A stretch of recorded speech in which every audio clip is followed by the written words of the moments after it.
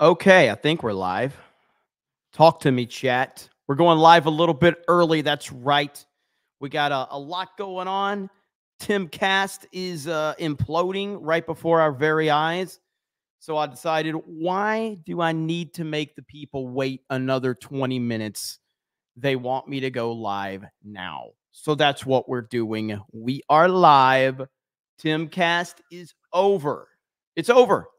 Timcast is ending, apparently, because Tim doesn't want to have guests, or doesn't want to fly guests out, and it's too hard to turn on a computer. um, let's just tune in here and see exactly what we got going on. Okay. People that you're saying positive things. Yeah. Awesome. Okay. Yeah. Like he's not naming people names. that work Okay. at Timcast, even like Wesley's hilarious. Carter Banks is awesome. Audio good?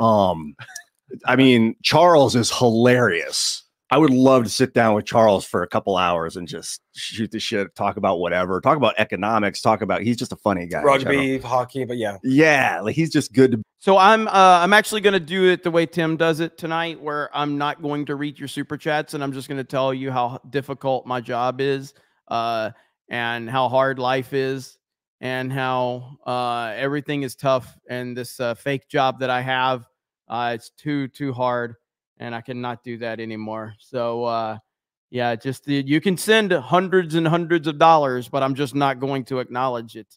I mean, that's listen, Tim's made almost $5,000 in super chats, which is the most he's made in a long time. So it's working. Credit where credit's due, Tim. Credit where credit is due. Man is making a killing tonight. I respect the grift.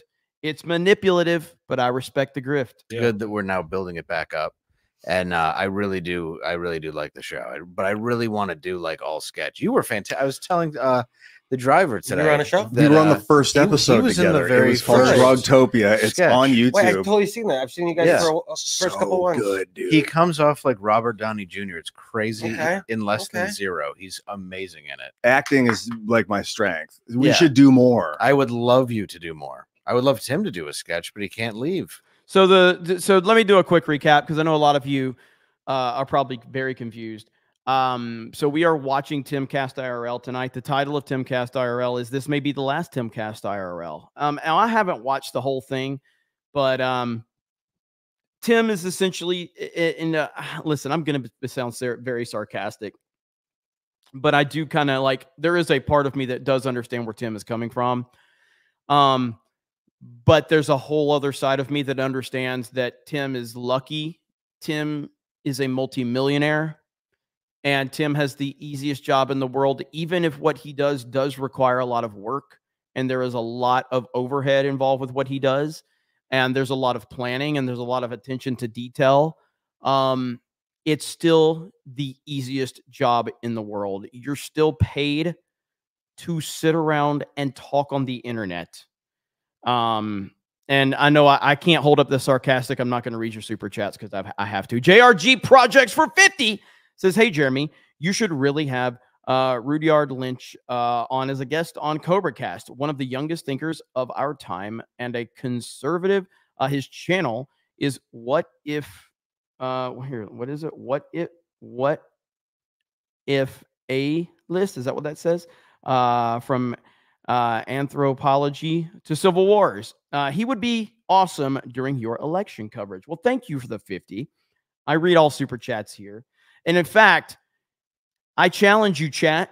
Here's how I do my grifting, okay? Are we going to be able to get to this tonight? This is a brand new clip. Do we get to the clip where we say, "You did it, Jeremy. You read all the super chats"? Joe, you did such a great job. You answered every question. You knew all the facts. You did it, Jeremy. You answered all the super chats. You read all the super chats. John Ambler with 10 gifted memberships. John Ambler with 20 gifted memberships. Thank you so much, John. So anyway, let me recap this really quick. And GJJ for 20 says, "Been watching Tim's show, and what he did was get too big too fast, then started paying his fans, not pros."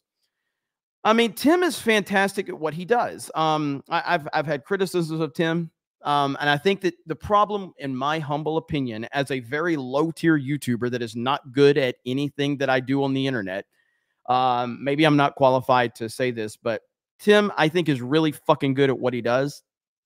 But I think that because he got so big, he started to forget who he was. And what you are at your core is a YouTuber. That's not going to change. The mainstream's never going to accept you. Not that you should want them to accept you, but you are just a YouTuber. And I know he's had politicians on. He's had big names on. He's gone on Joe Rogan, all this. He's still a fucking YouTuber.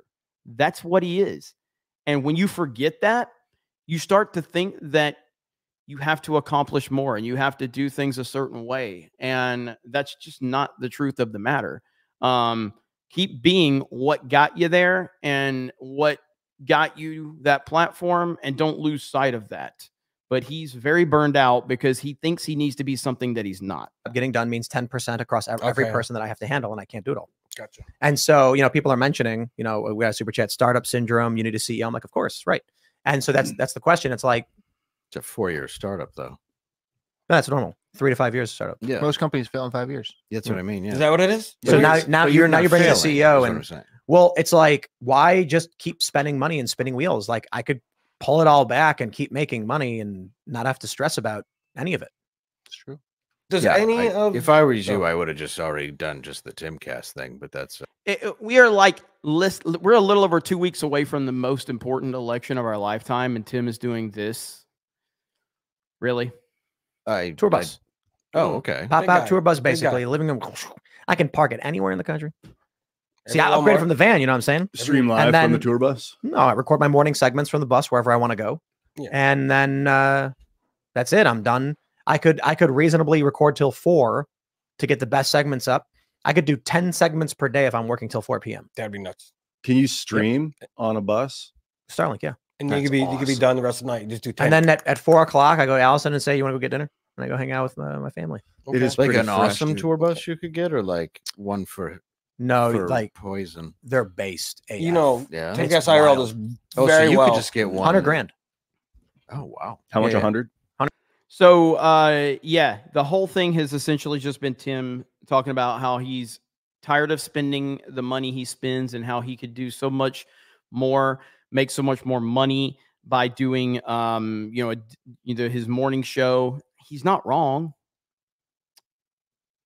It's just the wrong way to go about it because, I mean, just level with people.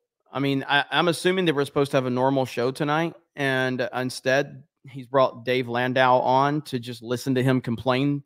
And I can't tell you how many times Tim has said he's a millionaire. He's talked about how much money he makes. Hey, we make really good money. Hey, we make a lot of money. Hey, we do this, we do that. I have millions. Well, Tim, you're a YouTuber. And one of the worst things you can do as a YouTuber that is blessed enough to have this lucky of a job is to talk about how much money you make in a bragging way. It's just not what people want to hear. That's why I said whenever I talk about the super chats and all of that, I asked people, I was like, if you guys I got the audience to vote, like, I don't ever want this to come off as bragging. To me, this is an accomplishment from the people. And overwhelmingly, the chat voted like, no, we want you to keep talking about like that because it is kind of a group effort is what people feel like. It's a cumulative thing. And, but you can't forget who you are when you are a YouTuber. Now, there are people that have transcended YouTube, but they're very, very limited amount of people. So someone like Logan Paul has transcended. I hate Logan Paul. I can't stand Logan Paul. I truly... The words I would like to say about Logan Paul, I can't really say on a YouTube show, but I truly cannot stand Logan Paul. I despise Logan Paul with every bone in my body. I cannot stand that guy. But Logan Paul is a marketing machine. He's an extremely talented athlete. He's great in the ring and professional wrestling. He's one of the best talents I've ever seen in wrestling. And he has transcended being a YouTuber. There are a few other cases, but there are not many of them. Most people that start out on YouTube, you need to stay in your lane and remember that you're just a YouTuber or a streamer or whatever it is. And it's the greatest job in the world. I guess that there are some people that really, really, really want to be accepted by the mainstream and become like true celebrities and true, I guess, media personalities. But you got to where you are on YouTube because you connected with people on an individual level. You got to that level because you were a regular everyday person sitting in your basement or your spare bedroom or your living room or your bedroom, and you're just talking to people and giving your honest opinion. You know, Ninja, who's a video game streamer, kind of went through this whole thing where when he became the biggest video game streamer in the world, he was just streaming from his bedroom and he was playing Fortnite and he was talking shit and he was having fun. And then once he got big, he built this whole elaborate set and he had all this fancy stuff going on. And it turned out that it was clear that Ninja wanted to be a celebrity. He wanted to be mainstream. And once he started to move into that idea, people stopped supporting him and he lost relevancy because that's not why people ever wanted to watch. That's not why people are watching you. They're watching you because you're relatable, because it's easy to connect with you. And if you connect with that audience, they're going to support you. And that's where we are. Is Gary in my chat? Hail, Gary. I was hanging out with Gary today. Hail to the man, Gary. Yeah, as a matter of fact, I have my microphone stand because of him. Listen, I had a really tough day. Can you guys just listen to me for a minute? Can you please just not type in the chat and not say anything? I don't want to have any memes. I don't want to have anyone saying any bad about me. I don't want you sending me super chats. I don't want you to do anything other than just be silent and listen to me talk about my hard day. Okay. Do you think we could do that? Do you think we could do that? Okay. Just have a little respect so I can talk about my day and how hard my day was. Okay. So, me being a YouTuber, I had a really tough day. I woke up and I did a stream on Geeks and Gamers, and people sent me super chats and they wanted me to read the super chats. We got like $600 in super chats on Geeks and Gamers this morning. That was not easy. I mean, not for me. I mean, Mike read the super chats, but I got the money. But that still wasn't easy for me. That was really, really tough. Okay. That was a really tough decision for me to have to sit there and let people send us money and have Mike read the money that will go into the company bank account. That was really tough. And so that was the first tough thing that I had to do today was have Mike read money that people were sending me in super chats. And then I got to go hang out with Gary, and he got to see his beautiful house, hang out with his family. And that was tough. It was really just tough, you know? And then Gary wanted to, go have food. And so I had the difficulty of going out to a nice restaurant and eating food. And then I came home. Now, and all of that, you guys might not think that's bad. Okay. And so I get it. You might not think that's bad. And that's fair. But the next part is where it gets really tough for me. And I really hope that you sympathize with me and just understand that I'm not looking for super chats at all while I'm whining about all of this. That's not what I'm trying to do at all. I'm not trying to get sympathy super chats. I would never do that. So the next part, it might be a little difficult for me to talk about, but I'm going to try to get through this. So Gary loaned me this microphone stand. I didn't have a microphone stand. Another problem of being it's tough being a YouTuber. I didn't have a microphone stand. I had to hold my microphone last night. And so I got here and I had to put this microphone stand together by myself. I mean, at some point I may have to hire someone to put the microphone stand together. And you guys don't understand how difficult it is to make those decisions and have to bring people on. But all of that really wasn't tough. I had the show scheduled for 9 Central. 9 Central. You guys were tagging me on Twitter saying you should go live earlier. You go live earlier, Jeremy. We need to talk. You need to talk about Tim Pool. That is not easy. So I took my mouse, hovered over the live button, and clicked the live button. And I went live. And I just don't know if I can keep doing this, guys. This is a really, really tough situation that I'm just going to have to take some me time. I'm going to have to take some time away from the internet. And I just wanted to make this all about me. That's essentially what I wanted to do. I know there's an election, and I know I've built my entire brand off of an election, but I really just wanted to make tonight's show all about me and how my job is hard and how I don't know if I can continue doing this. That's my sarcasm for the night. All right, so Jeremy, clean your room. Yeah, I'll clean my room, and maybe people can celebrate me cleaning my room. Let's hear what Ian has to say really quick. To get 6 figures at like Zug Island in Detroit, where you just work with poisons all day and you're going to be riddled with tumors and die at 40, but you get 6 figures. You know what I mean? Like, people do that. I mean, that's all their options. There are people who mine cobalt and their teeth fall out of their mouths when they're 20 and they get paid $1 a day. Or fucking some are 14 years old, you know, and they make great hookers, corn oil. There's just so many jobs I've had in life that were like, I can't wait for this to be over. And this is a job where I can't wait to wake up in the morning. Yeah, true. Like every job I've ever had. I don't think that's true for this company. You don't think so? I think that there's an element of at this company among our staff who are just like, what do I have to say to make this day end? I don't think anybody's looking at a clock right now, though. No, this isn't the regular day. I think that this company has too much of, I don't got to do it. It's fine. Yeah. And then when it falls down and I have to catch it, they're just like, I don't care. And you know what? I think it's some people are worse than others, but it's that if someone's only doing 90, I'm trying to catch the other 10. Yeah. So you're doing 150. I'm doing way more than that. Yeah. No, you're like 330 or whatever. And then it's like hey guys, I really need this because I can't do it. And they're like, sure. And then they're just like, what a fucking idiot. You think I'm going to do that? Like, dude, it's remarkable how it's just like, hey, this thing has to get done. Otherwise we can't do the company. And they're like, you got it, mate. And then they just, as soon as you leave, they, I don't know, crack open a bag of chips and just watch TV or something. I don't know. Yeah. No, that's a crappy feeling. Yeah. Yeah. So you do, I mean, you take it more personal then. You have to. I mean, it's your baby. You know, I don't know if I take it personally. How could you not? I don't understand. I don't know how you couldn't. Yeah. Because I think people are people. I don't know. Yeah, without a taskmaster being like, well, I think this is the realization is that there has to be a mid-manager whipcracker. Yes. Yes, always. Essentially, what Tim is doing, and somebody just super chatted it actually. Let me see if I can find that one. Is Tim throwing his employees under the bus? Yes, that's exactly what he's doing. He's throwing his employees under the bus.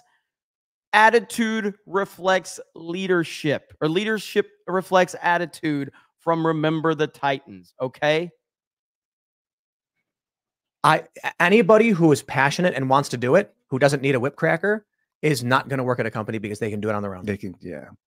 Okay, so then you don't need a CEO; you just need a middle management whipcracker, or a CEO that also. I mean, I'm not saying you need anything, Tim. I'm just throwing it out there. Like a CEO could also be a whipcracker. Sure. And then they would be middle management because you'd be the owner. Company. Oh, yeah. Well, someone's got to execute and make sure that shit's getting done. And is like, look, I'm talking to the head of this department, this department, this department, this department, this department every day. We're having a 20 minutes with you, 20 minutes with you, 20 minutes with you. Who's not getting it done in your department? That's so dumb. I don't want to do that. That's why I'm just like, you would hire someone to do all that crap. That would be the CEO's job. Not interested. Well, they got to do you got to have meetings. Or I can shut it down and do my morning show, and I don't need any employees. Yeah. Well, you could, yeah. Yeah, absolutely. But if you want to have a company, you got to have someone that's executing management. Right. That's what he's saying. He doesn't want it. That's the whole point. Execute. Well, you're saying you don't want to do it, not that you don't want the company to exist. You don't want to do that job. I don't blame you. It's exhausting to be in meetings. No, I don't want to. I don't want to be in that environment of weird, stodgy HR managers. The HR companies want to help you have a like, dude. Yeah. I worked at companies where it's like, I'm having an issue. The only resolution is to ask HR, and HR is like, tell me more so I can fire you and get you. The machine is broken. Yeah. HR doesn't exist to help you with your problems. No. If you work at a company and you're having a problem employee harassing you, and they say, well, based on the current law, we're actually going to get more trouble from the harassing employee than the person being harassed, so we should fire the victim and then protect the harasser. Yeah. Man, there are companies where, without naming any of them, I've heard stories where like a woman got pregnant and then immediately threatened them that if they ever reprimanded her, she would sue them for sex. This is so bad. Like, I don't understand what the hell's happening. I feel this is a manipulation tactic, in my humble opinion. This feels like a manipulation tactic. And I don't know what the manipulation tactic is, but I don't think that it's going to end up being good for him. I think that people are going to look down on this. You're throwing your employees under the bus. You're wasting a massive show a little over 2 weeks from the biggest election that your entire brand is built off of. For what? Elements of the show, and it's like, you know, I don't know, like 4 of us just do the show and hang out every day, and we don't need a guest. And we can have guests periodically if someone wants to join the show and they can take care of it themselves. Yeah. But otherwise, we just typically don't do guests. We just do news. That's a strong possibility. I think if that's not the case, what I would do for existing members, we obviously want to maintain the Discord for the people who value it as a community. And then I would do a members only, probably like Monday through Friday at like 2 p.m. where I would just do something. That's an idea. Awesome. So that way there's still the members going on. There's still members only content, and the people still have access to a community, and then we'll keep some. This is the only thing that will solve my problems today, ladies and gentlemen. A $500 super chat from Laughing Man. Laughing Man. Krista, Laughing Man just sent a $500 super chat. If Tim said if he gets more $500 super chats, he'll keep his show going, even though he said he's a multimillionaire. Thank you, Laughing Man, you mad freaking lad. Staff to maintain it, and we'll figure that out. But what we're going to do now is, that's why, because I don't want to be like, hey, go subscribe to a thing where we don't know what we're going to be doing. But if you want to watch the members only, and we're going to answer questions from the members, timcast.com, you can follow me on X and Instagram. But that's another thing too. I don't even know if I'm going to be using X much longer, because removing the block feature is the most psychotic thing imaginable. That's nuts. Yeah, I just saw that. Having all of my stalkers at once on one day instantly just get access to my feed and lose their minds. I don't know if I don't get it, because that's what you... Tim. Like, I know he has haters. I get it. But, like, Twitch thoughts have stalkers, okay, Tim? Like, you're the least important part of your fucking show. You do a good show, and it's actually a compliment that you are the least important part of your show. I think that's a compliment. In all reality, I've been trying to make Geeks and Gamers where I'm the least important part of Geeks and Gamers. I haven't really succeeded in that aspect, for generally speaking, although there are a lot of people that'll say I fucking suck and I'm the worst part of Geeks and Gamers. That's a huge compliment. If the thing you've built, if you're the worst part of it because they like so many other people, Tim is the most irrelevant part of his own fucking show. They're basically nullifying the mute. You have the mute button where you don't have to listen to the person anymore. Now they're turning the block button back into the mute button. Well, we're going to go to the members only then and talk to members. So Dave, do you want to shout anything out? This Friday I'll be in Toms River, New Jersey. It's all Toys for Tots goes to charity. You can go to my website, davelandau.com. Food, all that stuff goes to families that need it. That's this Friday. Saturday, Sunday, I'll be at Helium in Buffalo. But check out my show, Normal World. We got sketches. Ian's, of course, been on it. I hope Tim will do a sketch. Maybe. Nice. That'd be fun. And check it out. It's on YouTube. You can just look up Normal World. You guys know me. I'm Raymond G. Stanley Jr. I'm privileged and honored to be here tonight, and every night I'm on IRL hanging out here. Ian Crossland, and like I mentioned earlier, we did the Game Jam cast. Check out the Game Jam stuff. It's great. A bunch of software developers came together and made a bunch of video games that we judged in real time. Also, what else? I'm going to be going down to North Carolina, working on cleanup a little bit. Like I said, I'll just follow my social medias at Ian Crossland and keep in touch with everything there. I go live periodically and play video games and play music and all sorts of stuff. So I'll see you. Oh, I also shot a movie out in LA that'll be coming out soon, but I'll tell you more about it as it releases. Serge, talk me out, baby. What's up, guys? It's been fun. Hope that keeps going, but it's not my call to make. Stay frosty, I guess. Yeah. Well, and also, I like your show. I like coming on it. It's fun. So thank you. Well, thanks for whatever you choose. This is so I'll just weird. kiss your ass a little bit at the end. I think the morning Dave Landau's actually funny as hell. Show will exist in some fashion if IRL does not, and then I can do one bigger show instead of two, bulky shows, or one light. Like the morning show has been light. Like I've only been doing four shows a week, and then IRL, of course, 5. And now I'm just like, maybe I just do 5 morning shows and weekend bonus shows, and then there's 7 shows a week once again, and more clips on YouTube and all that stuff. So we're gonna go to the members show. Thanks for hanging out. I guess, you know, I expect to be here in the morning doing the morning show as per usual. So youtube.com/Timcast News. Other than that, we'll be at timcast.com in a minute. Thanks for hanging out. What was that? What was that? Listen, I played this a long time ago. All right. I played this a long time ago. So for any of the Timcast fans, I just got a message for you. Okay. And if you know, you know. Some people will know, some people won't. But here you go. Here's my message to the Timcast fans. Girl, they don't need the tweak. All you search know what's up with 213. First of all, I'd like to thank God. Second of all, I'd like to thank my whole entire Defo family on both sides. You know what I'm saying? I'd like to tell Tupac, keep his guards up. We ride with him.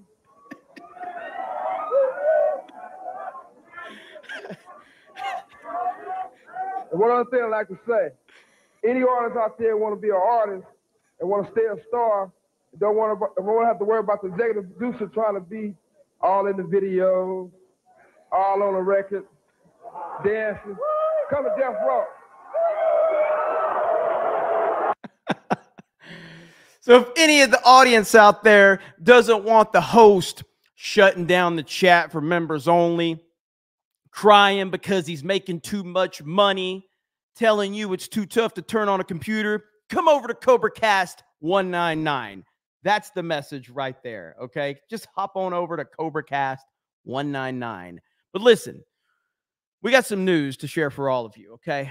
And this might be some tough news. This might be some tough news. And I hope you all will stay. But I apparently, ladies and gentlemen, I shared fake news yesterday. And I'm not sure how to share all of this with you, so we're just going to jump right in.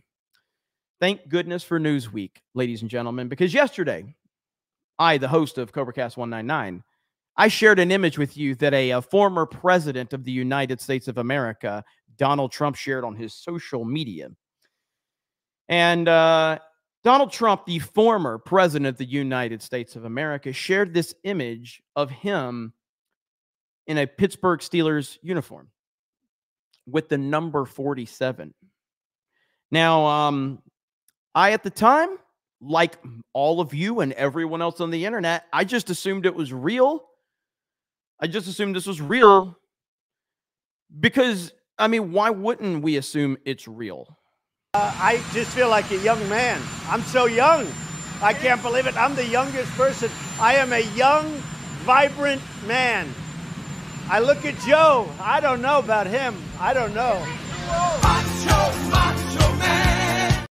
So, you know, Trump is a young, vibrant man, so I just assumed that this was real. Well, thanks to Newsweek, now we have the truth.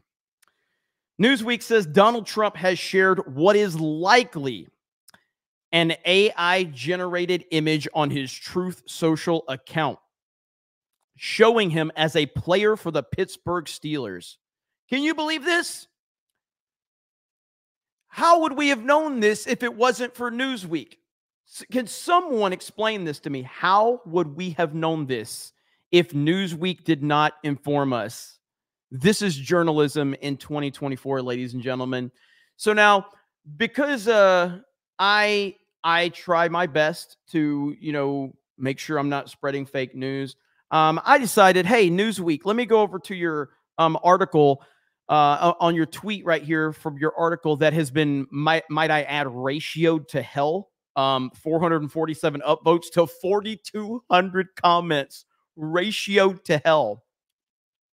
And I was curious. I was like, hey, Newsweek, I saw an image of Donald Trump and I can't tell if it's real. So I asked Newsweek, hey, is this real? Because I can't tell if this is real. Because I see this and I'm thinking, well, that looks like Donald Trump. He's a young, vibrant man. He's 6'3", 215 pounds. That looks real to me. So I'm hoping Newsweek will follow up with me because I certainly don't want to be a person that spreads any fake news or anything like that. So I think it's real, but until I get confirmation from Newsweek, I guess we're just going to have to wait and see. Look at Isaac's got the 199 right there. Holy crap. Yeah, what in the hell is going on, man? Like the fact that they're trying to, like, this is why they're so out of touch with the normal person, man. I mean, nobody thought that picture was real that Trump shared. We all knew it was a meme. We all knew it. But hey, listen, Laughing Man did drop a $500 super chat. And guess what Laughing Man said in that super chat? Guess what he said? And this is how much it was. $500 donation! You know what he says? Nothing. Drops $500 on the table. Looks over at everybody at the poker table. Dropped it on there. Moonwalked right out of the saloon, double doors. Didn't say anything.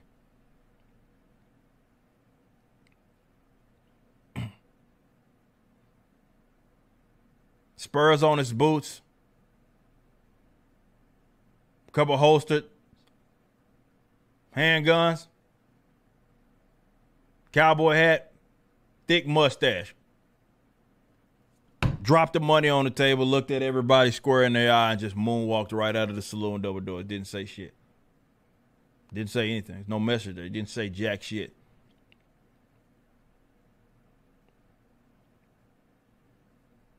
And you have to be a cocky son of a bitch. First and foremost, that's not cheap. You got to be a cocky son of a bitch to drop $500 and just bounce the fuck out of there and don't say nothing.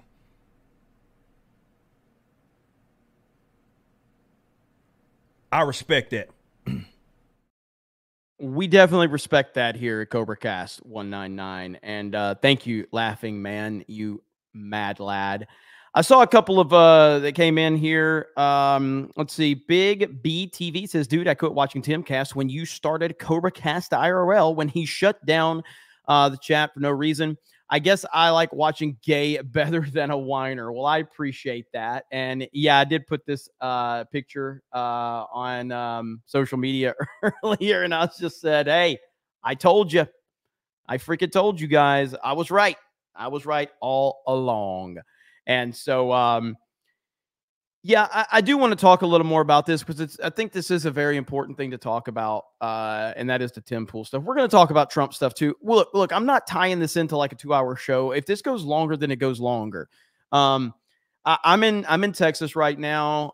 We're doing our big fan meetup on Wednesday, and I'm looking forward to hanging out with all of you there. Kelly R for $100 says, well, I've seen it all today. Harris now has even the Southern Baptists fighting amongst themselves in church now. Cops escorting God-fearing Christians out of the house of worship. Jeez. Did something happen today? I have been kind of out and about all day. So if there's like a video or something like that, please send it to me on Twitter. Tag me on Twitter. I'll be checking my notifications all through this stream. And I have not heard that specifically. That is an OG thumbnail. That is an absolute OG thumbnail. That's, that's how I started. This was the very first thumbnail that CobraCast ever had. This one right here. And so, yeah, this does bring back a lot of memories for a lot of the longtime viewers and old school viewers of the show. And I'm sure a lot of you were like, holy crap, he brought it back. But I really wasn't I wasn't planning on talking about Tim at all. And then this happened tonight. And I was like, well, I've got to talk about it. I mean, this literally Timcast IRL is the only reason CobraCast 199 exists. That's the truth of the matter. And for those that may not know, I started this show as a meme on Tim Pool. Because Tim, during the Eliza Blue controversy, there was, I can't go through all of it because this all kind of goes back to like Jack Murphy, when Jack Murphy was on Tim's show, and then Jack Murphy turned out to be a cuck, and he had a meltdown on the old Blaze show, You Are Here, with Sydney Watson and Elijah Schaefer. Jack Murphy had a big meltdown on there, and then it got even worse. And then pictures and videos of Jack Murphy, who was a major panelist on the Timcast show. It got really bad. It was false flagging. Tim never wanted to acknowledge any of that, which again was the first kind of idea that I felt like Tim had gone really mainstream, because you have to address shit when you're a YouTuber. You just do. And people are going to call you out on things. Like, to this day, there's not really I won't say a day at this point, but there's not a week, maybe a week, but we definitely month, but let's just say a week. There's not a week that doesn't go by that someone that hates me doesn't bring up the Zack Snyder situation that happened at Geeks and Gamers, 4 years ago at this point in time, or whatever it was. Fuck, I don't remember. And that was a pretty big deal at the time. And it's one of the few blemishes I think that I have on my record, outside of the fact that I exist, because like everything I do is a blemish, because I fucking misread super chats and have bad production value, and I generally make mistakes every fucking day. But the Zack Snyder thing is one that a lot of people hang on to, and that's part of it. That's always going to happen. It's never going to go away. You just have to laugh at it. It's fucking funny. Zack Snyder fucked us over, and it wasn't funny at the time. I was pissed. I was mad at myself. I apologized to everyone from the Geeks and Gamers community that felt disrespected by Zack Snyder. And I took ownership of it, and I took full responsibility for it. And now we just kind of sit around and laugh about it, because that's what you do when you move past something. And so, with Tim, he takes things too seriously. Like, I could be taking things too seriously too, but Beardo just walks in here and fucking distracts me while I'm in the middle of a serious moment. So now I'm derailed. Hey, I'm sorry. Batman v Superman is a good movie. Man of Steel is a good movie. Henry Cavill is fantastic, but fuck Zack Snyder. Right? Yeah. Hey, guys. Give us an RFK now. Well, listen here. I see Kelly R with the $100 super chats. What are we doing? Thanks, man. But all right, back to my point at hand. Ultimately, to be fair, Beardo did walk away when he walked in and realized that wasn't a serious moment, but then I decided to yell at him anyway. So he said, oh shit, he's actually being serious for a minute. So anyway, but yeah, so what we're doing. So when I noticed that Tim wouldn't address the Jack Murphy thing, and I was like, come on, man, what the heck is that? That's a total mainstream, attitude to have, yada, yada, yada. Then the Eliza Blue thing happened. Turn that down a little bit, guys. So the Eliza Blue thing happened, and that was a whole big thing that went on with the Tim Pool situation. And Eliza Blue was this, I don't really know a lot about Eliza Blue. I know that a lot of the center right people were like, they always celebrated Eliza Blue for being a victim of domestic violence or some shit like that. And I kept seeing her everywhere in my news feed, and I knew nothing about her, but I know that everyone was just celebrating her and telling her how great she was and how wonderful she is and all this shit. So it's whatever to me. I didn't care. And then people found some old videos of her, basically being a thought, and she got very defensive, and she started striking Twitter accounts and YouTube channels that were talking about it. People were questioning her about her past. She was a guest on the Timcast IRL. She was going after Andrew Tate and all these other people. And then they started digging stuff up on her. And it was a whole thing. And then I guess it was such a big story. People wanted Tim to talk about it, but he just wouldn't. And then he claimed that he had a reporter that was going to go interview her. And it turned out that his reporter was basically just a fanboy of Eliza Blue.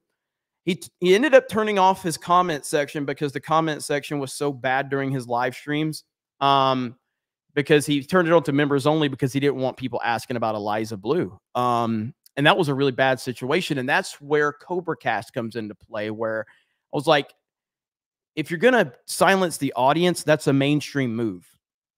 You never silence the audience. You just don't do it. You do not silence the audience.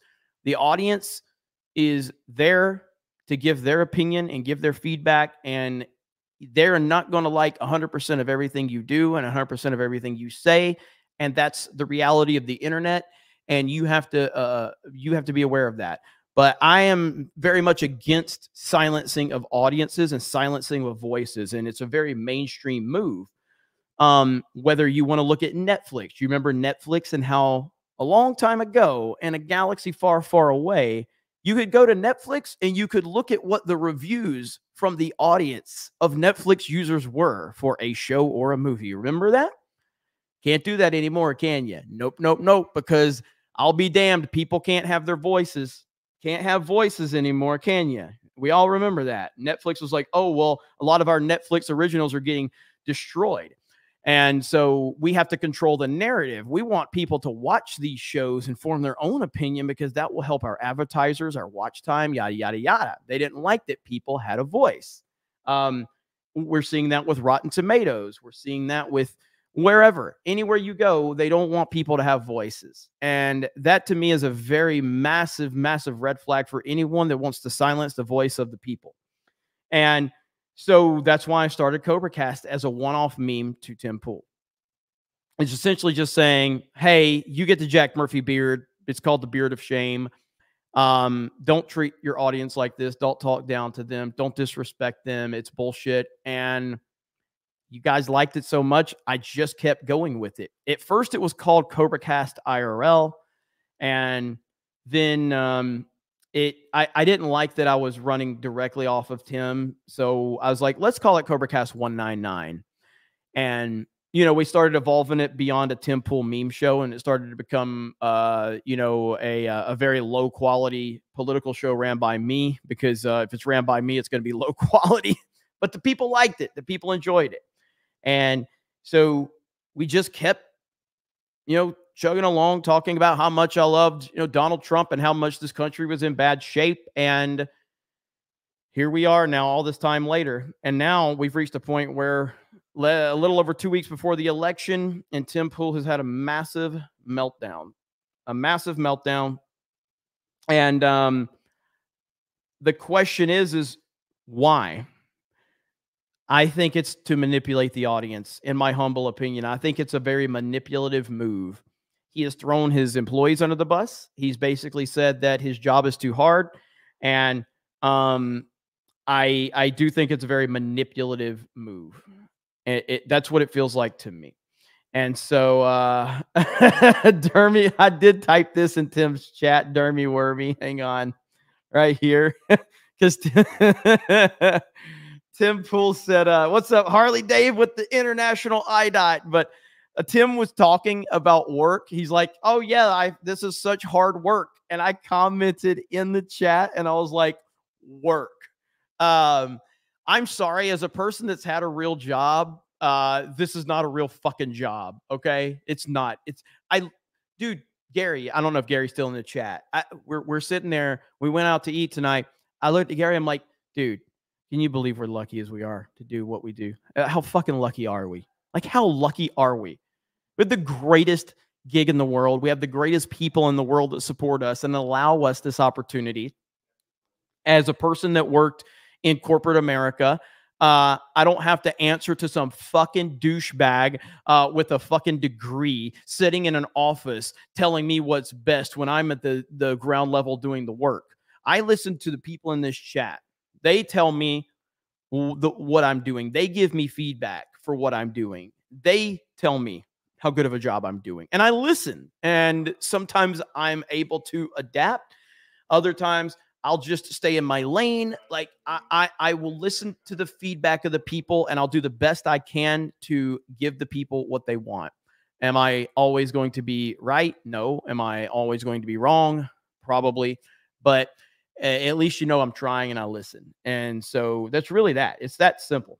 So let's see. We got Isaac says, I'm glad to say I voted for Trump today. MAGA 199. Absolutely. And you know, we are in the middle of something. I don't know. Maybe Tim's panicking because of the election. I don't think so. I do think it's very much manipulation, in my opinion. Swig of water for the working man. But he had the best night of super chats he's had in a long time. So whatever he did worked. Whatever he did was working. So credit where credit's due from that perspective. And I don't know if does he care about those things? I mean, in my mind, you would think Tim Pool doesn't really get caught up on his super chats. I mean, he doesn't treat them like they're that important. But, you know, he had his best night in a long time. So was it about that? I don't know. He told you a lot that he's a multimillionaire. He told you a lot that they do really well and that he doesn't really need the money. But then what's the problem? Take a few weeks off. Like, I'm looking at it right now. Okay, so here we go. I'm sharing my screen here. Tonight's Timcast made $6,100 in super chats. $6,100 tonight in super chats. That's his biggest night by a mile in a long fucking time. And is that why he did it? I don't know. You know, and as I say, if you go over to the daily streams, where are we at right here? That's not super chatted. So right here, you know, D-Day Cobra was number 5 yesterday in the country. Okay, the day before, D-Day Cobra was I wasn't on that list because I think it didn't carry over. And then right here, I was number 3. We were number 3 that day. On Friday in the country, we were number 3 in the country that day. For the week, D-Day Cobra is number 3 for the week. Tim Pool is number 12. So Tim tonight made more in super chats than he made all of last week. I think this was manipulative on his part. That's my opinion. I think this was him manipulating the audience to get engaged and start talking and start sending him money and all of that. That's what I think. Could I be wrong? I don't know. But at the end of the day, what I can say right now is that he claimed he's a millionaire. Why not take a couple of weeks off right after the election? I mean, that's it. Like, why not just take a couple weeks off right after the election? Now, in my opinion, I think right after the election is going to be crazy. I think right after the election is going to be absolutely insane, personally. I think it could be even crazier than what we're dealing with right now, because my prediction is once this election happens, and I do believe Donald Trump will win, do you know what? I think it's going to get even crazier. I think that they're going to burn the fucking country to the ground before Donald Trump. And I don't mean like literally burn it to the ground, but I mean that they're going to cause a lot of problems. I believe that that once Donald Trump wins, that the left is going to do everything they can to hand over a country that has been absolutely leveled.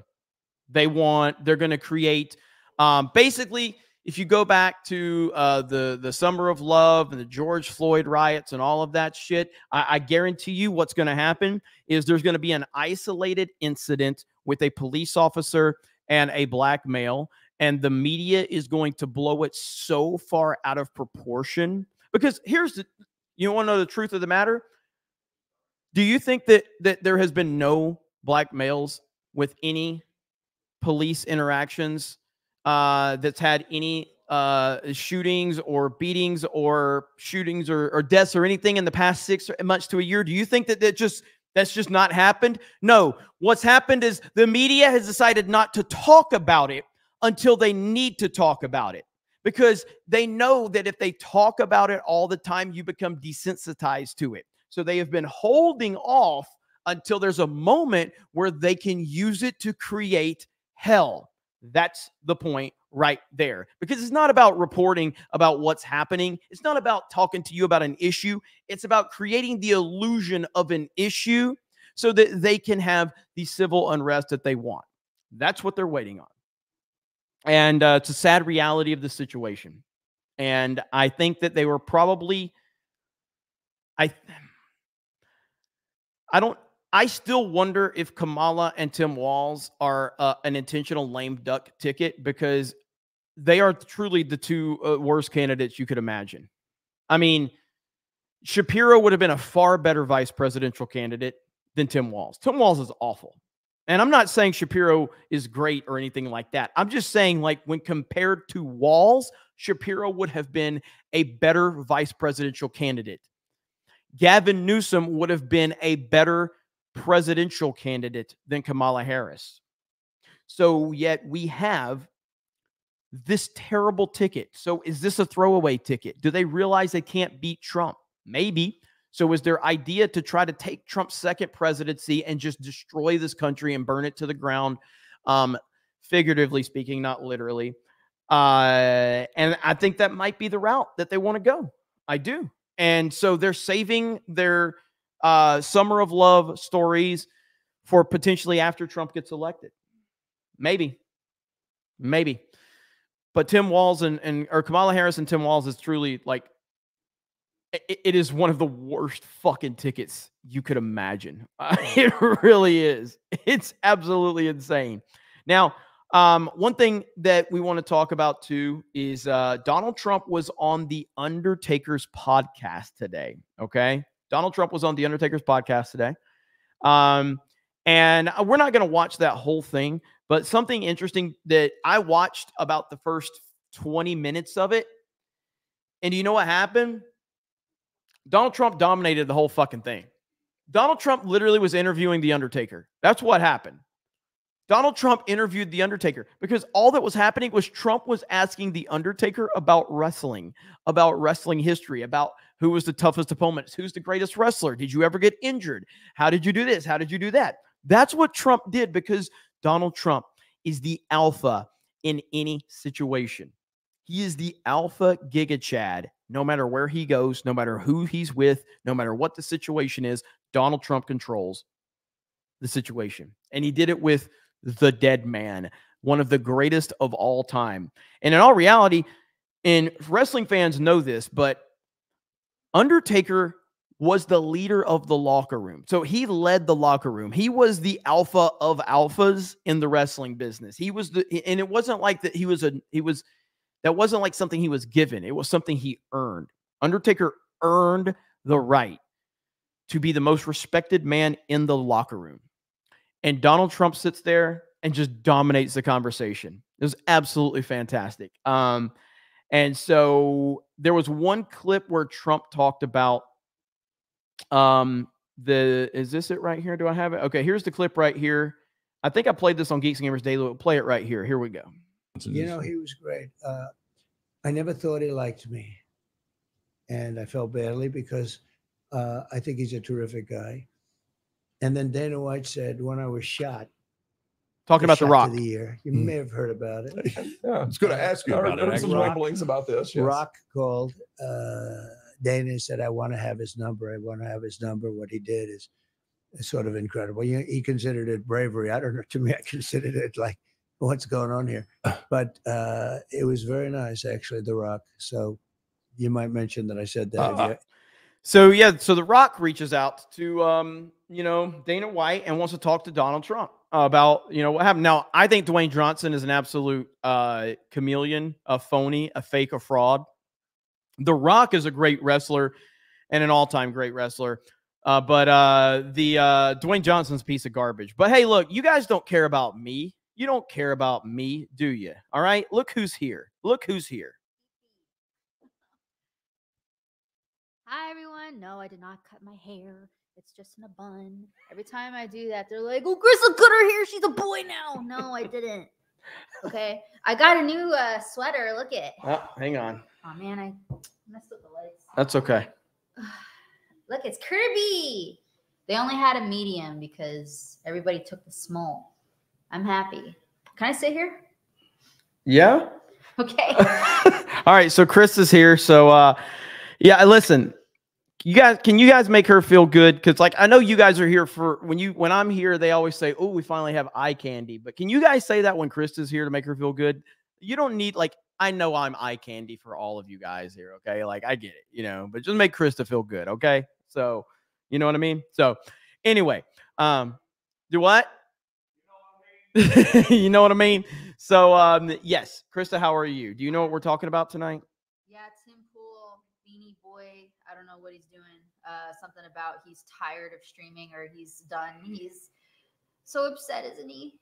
Mm-hmm. My gosh, it's so hard being a streamer. Is it hard being a streamer? No.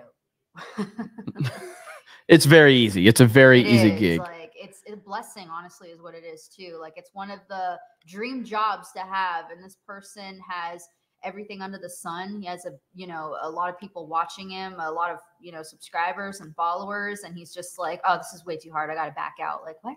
Mm-hmm. You're one of the most influential people out there when it comes to the political YouTube aspect, and it's just so weird. It's so strange, especially we're so close to elections, I don't know, a little sus. Hey, Krista, have you seen this? What is this? Let's watch this really quick. Let's see if so, hey, guys, according to Newsweek, this is real. Okay, this really happened when Donald Trump was at McDonald's. Here we go.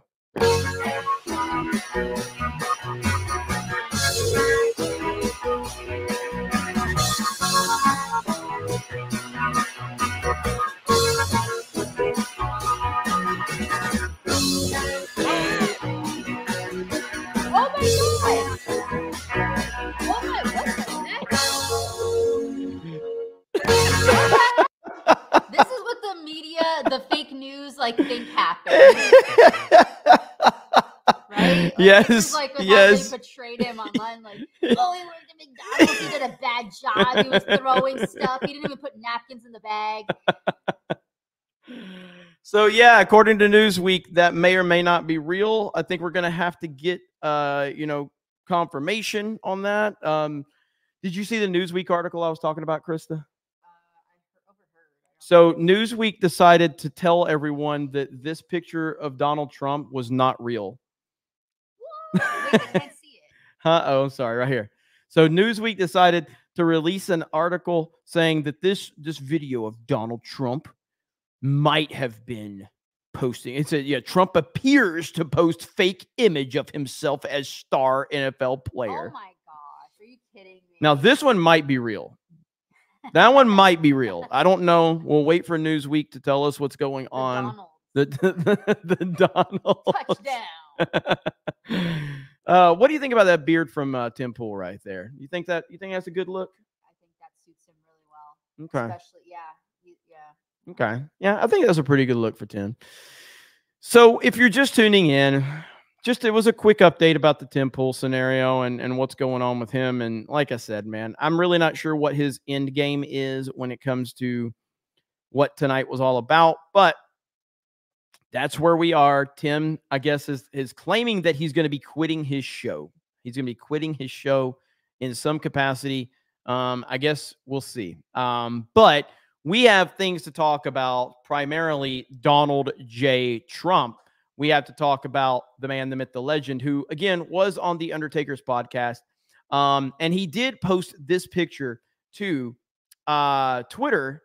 Oh, by the way, before we show that, somebody tweeted this to me. IDOT hoodies and T-shirts are starting to arrive in people's houses. So if you have your IDOT hoodie or T-shirt, please post the image on Twitter, okay? Please post the image on Twitter and tag me in it. I'm so excited. That's a badass shirt right there. I mean, that is a banger shirt. I love it. And shout out to you and everybody else who's getting those. I love it. I love it. So good. RS says maybe Krista can tell us more about it. They don't even want me even talking, Krista. They want you to talk. They don't want me here. CobraCast? I did. Isn't that awesome? That is awesome. That's so probably my favorite version of IDOT is the Halloween IDOT. Yeah, that's really good. It's really good.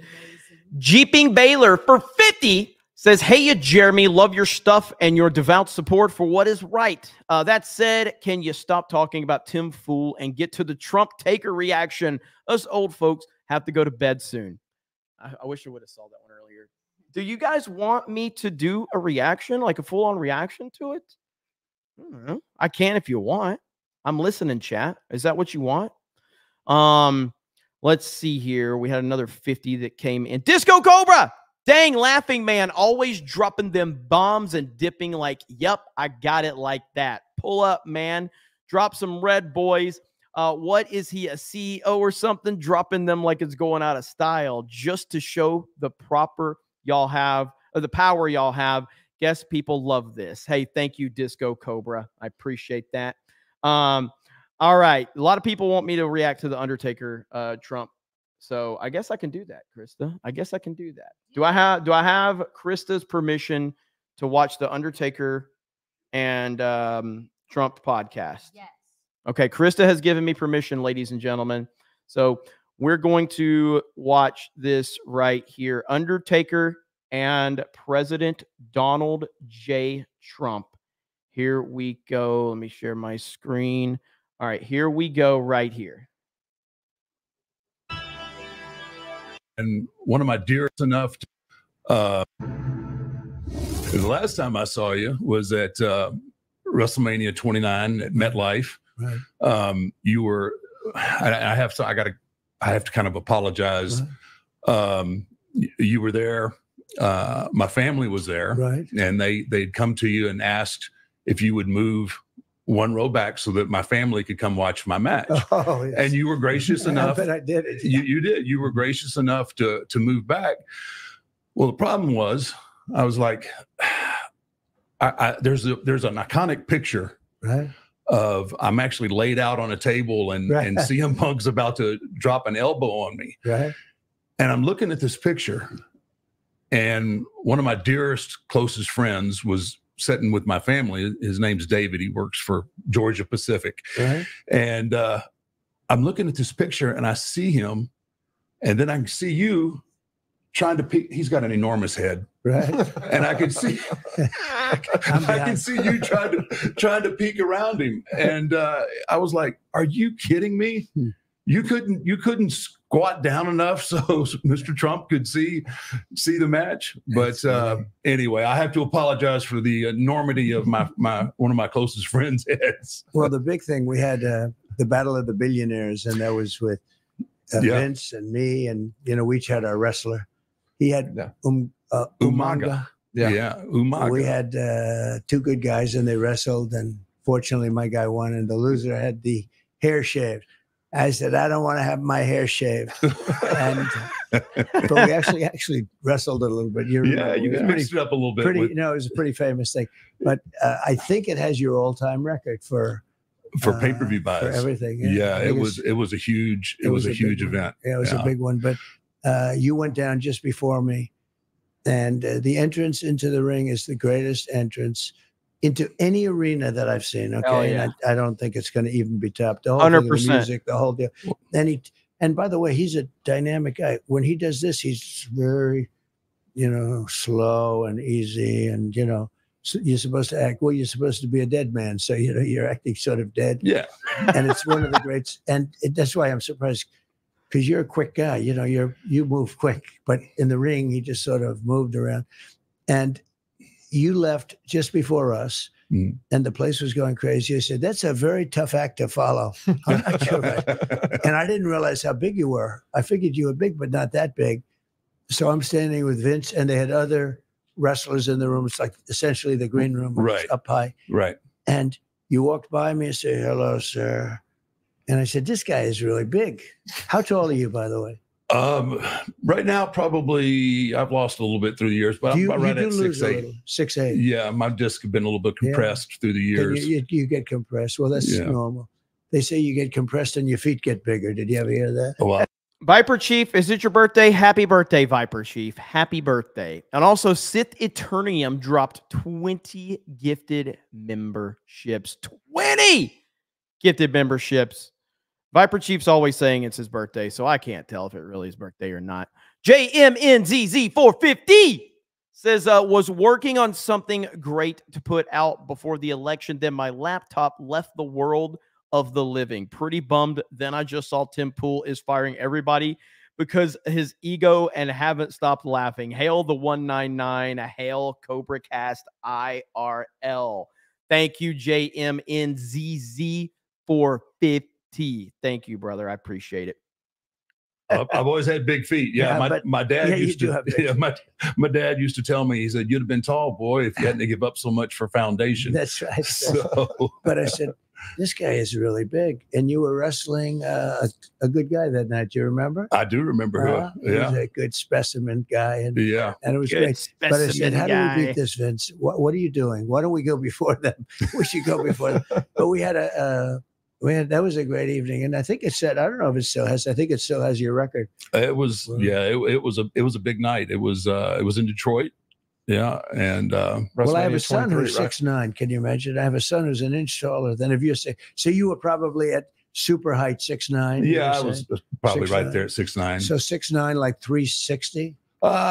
330. I kind of topped out at 330. That was I felt like that was mine. And what do you weigh now? I'm probably 305 right now. Wow. Yeah. I just want to point out. So, and I know we're only 4 minutes in, but like Trump is the only politician, and I know he's not a real politician because he's actually a regular person, but he's the only person that's running for a high political office that could sit here and have a fucking conversation with The Undertaker about professional wrestling. It's absolutely insane. It's insane. This guy, this is why he connects with so many people. Trump is talking to everybody. He's talking to everybody about everything. And he's genuinely asking like real, if you listen to the questions that Trump is asking, I'm a longtime wrestling fan. If you listen to the questions Trump is asking, he's asking as a fan. I don't think that he's going to be as hardcore as some hardcore marks on the internet, but he's absolutely a fan of wrestling. That's not bad, right? No, it's easier. I'm trying not to replace any more joints. So as a wrestler, you really lose a lot of joints, don't you? You really have.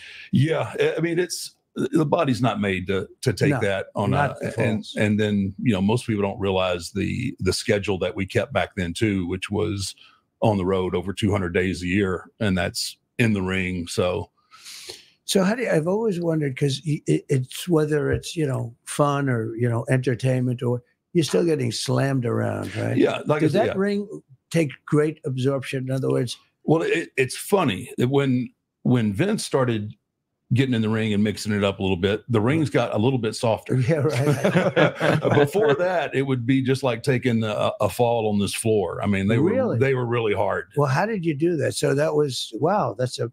Yeah, it's a crazy thing, and you just condition your body to it where you don't even, after you do it so much, you just don't even think about it. How often did it, I mean, I know you, but and see, this is the genius of Trump. Taker asking Donald Trump political questions is not going to matter to the Undertaker's audience. Donald Trump going on Undertaker's show and Donald Trump asking the Undertaker questions about wrestling and getting Undertaker's audience to hear Undertaker's answers to Trump is good for Trump. It's absolutely phenomenal.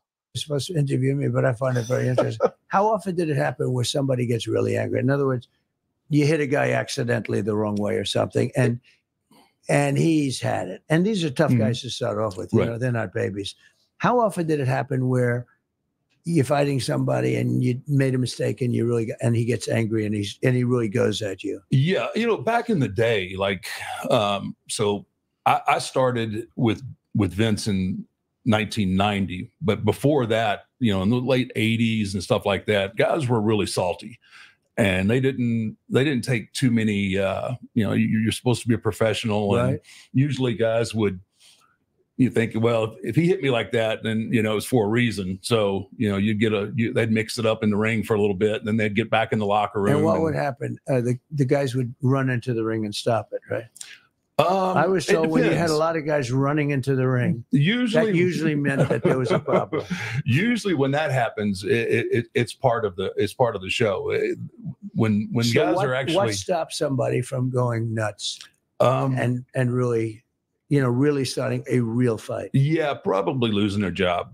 Yeah, I mean, you have to, what we do is hard enough, but if you go in there and start taking liberties with somebody and are starting trouble and having fights, you're not going to be around long. I mean, you have to have a cohesive unit of guys. You don't have to like each other, I think it's like politics. You don't have to like each other, but you have to be professional enough to work with each other.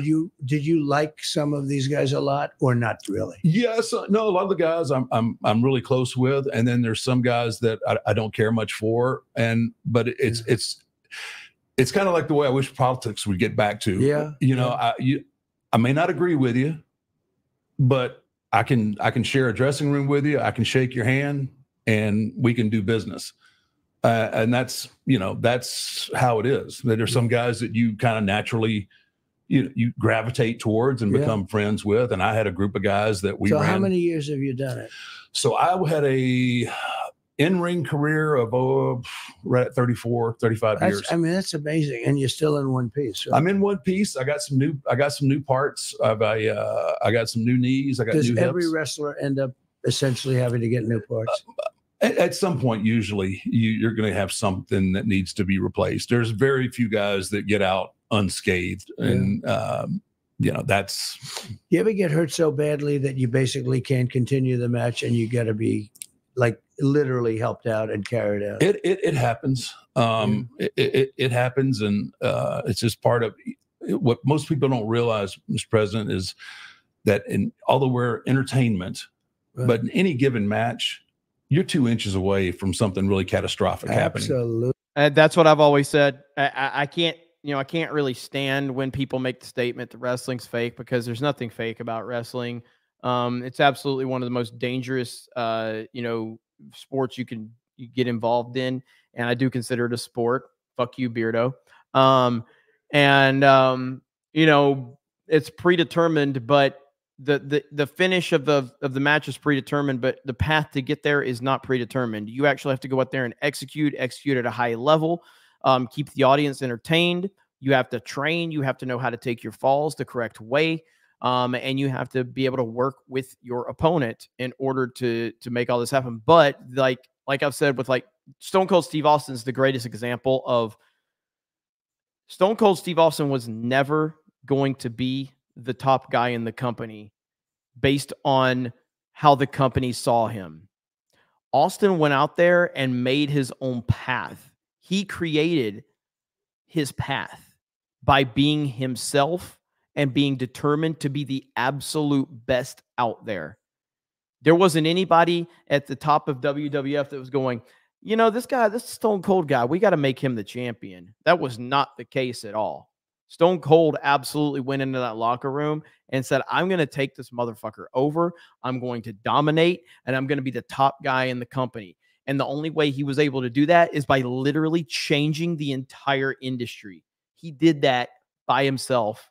And of course, Vince and Vince's genius along the way, but it's not like Vince was looking to elevate Stone Cold Steve Austin. Stone Cold Steve Austin decided, I'm going to elevate myself. Absolutely. And then when you figure the amount of dates per year that you work, I mean, that really goes up exponentially. The risk factor. So that is 100% wrong. If you know anything about wrestling, Vince did push Austin to the top. No, he did not. Vince McMahon was forced to push Austin to the top.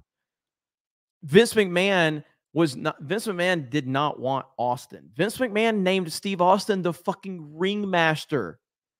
The ringmaster. And go through the list of names that they were going to give him before the ringmaster. He was the $1 million champion. It was pathetic.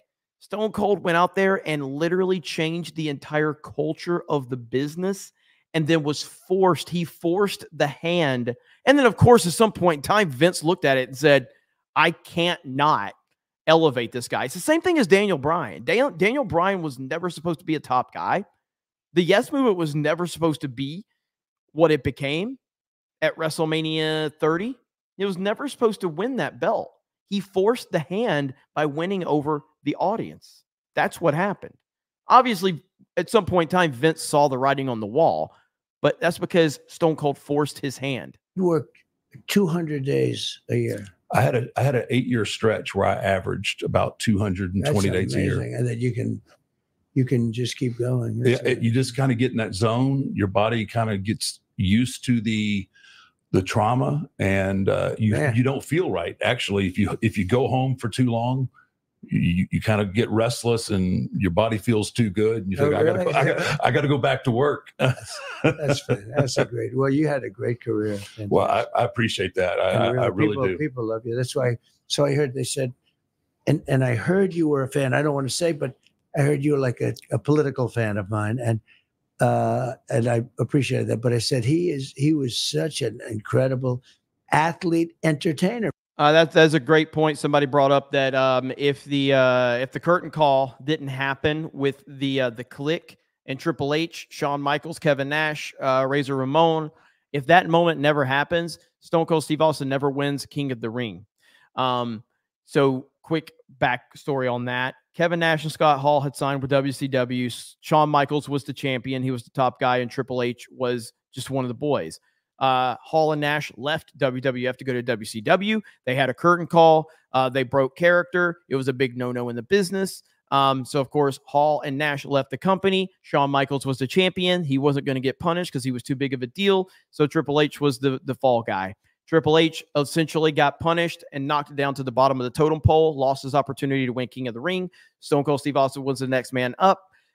They gave it to Stone Cold. Stone Cold went and cut the most legendary promo in the history of wrestling with his Austin 316 promo, which is one of the main things that elevated him from, somewhat high mid-Carter to absolute legend. That's the quick backstory right there. Because it's an entertainer. You have a lot of great athletes that can't entertain. You might as well forget it in your sport, right? Yeah, there's a lot of, and that's what most people don't really grasp. I mean, you can be a great athlete and not excel. You've got to have the whole package. You have to basically, and I think you've been a master of this, you got to make people care. You got to make them care one way or another.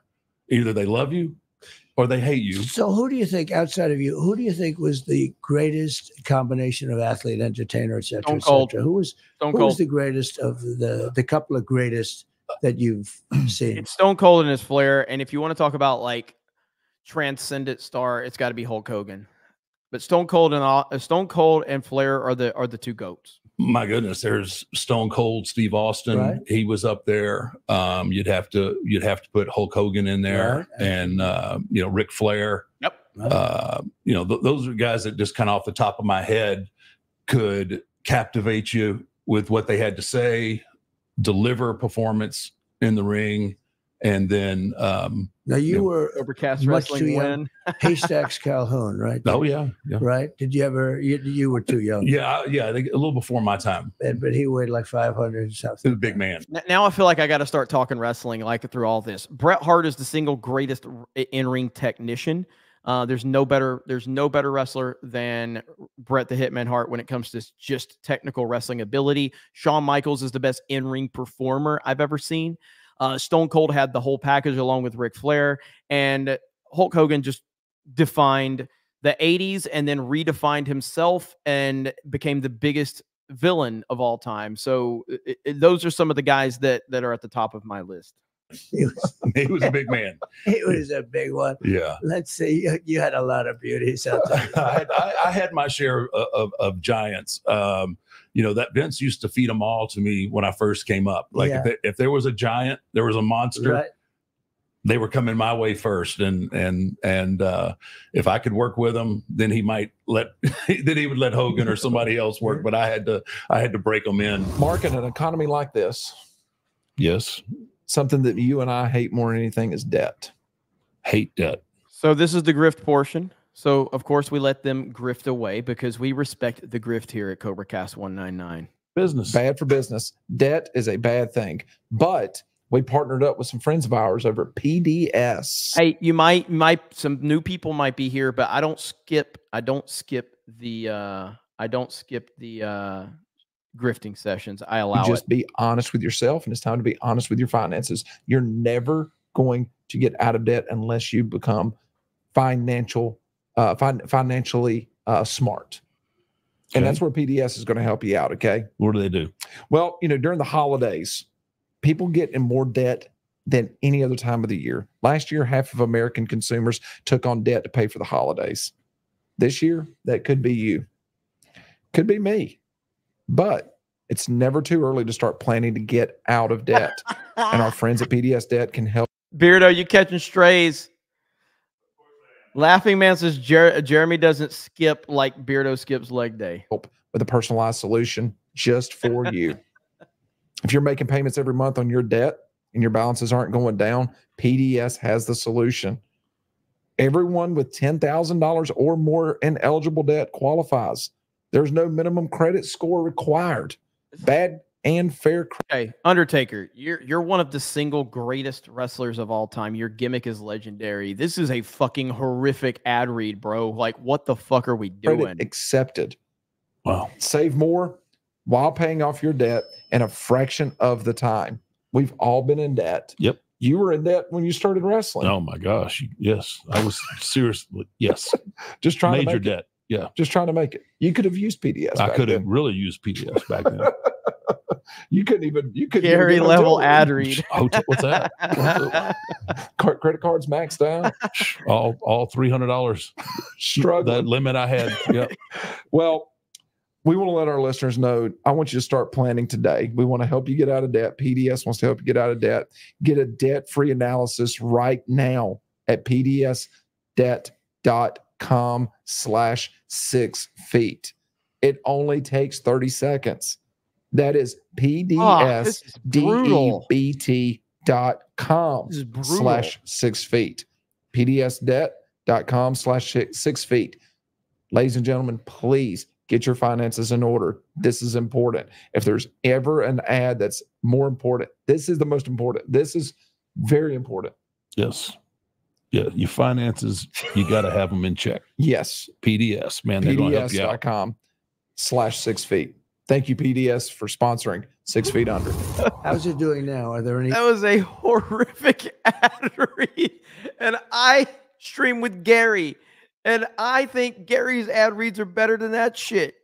Great stars now. Yeah, we're kind of getting into an era again. We had kind of a turnover where my generation moved out, Right. and but we've got guys like Roman Reigns who just had an incredible title reign. We've got another young guy by the name of Gunther, who's going to be really special. Gunther's Cody great. Rhodes is out there, the son of Dusty Rhodes. Oh, good.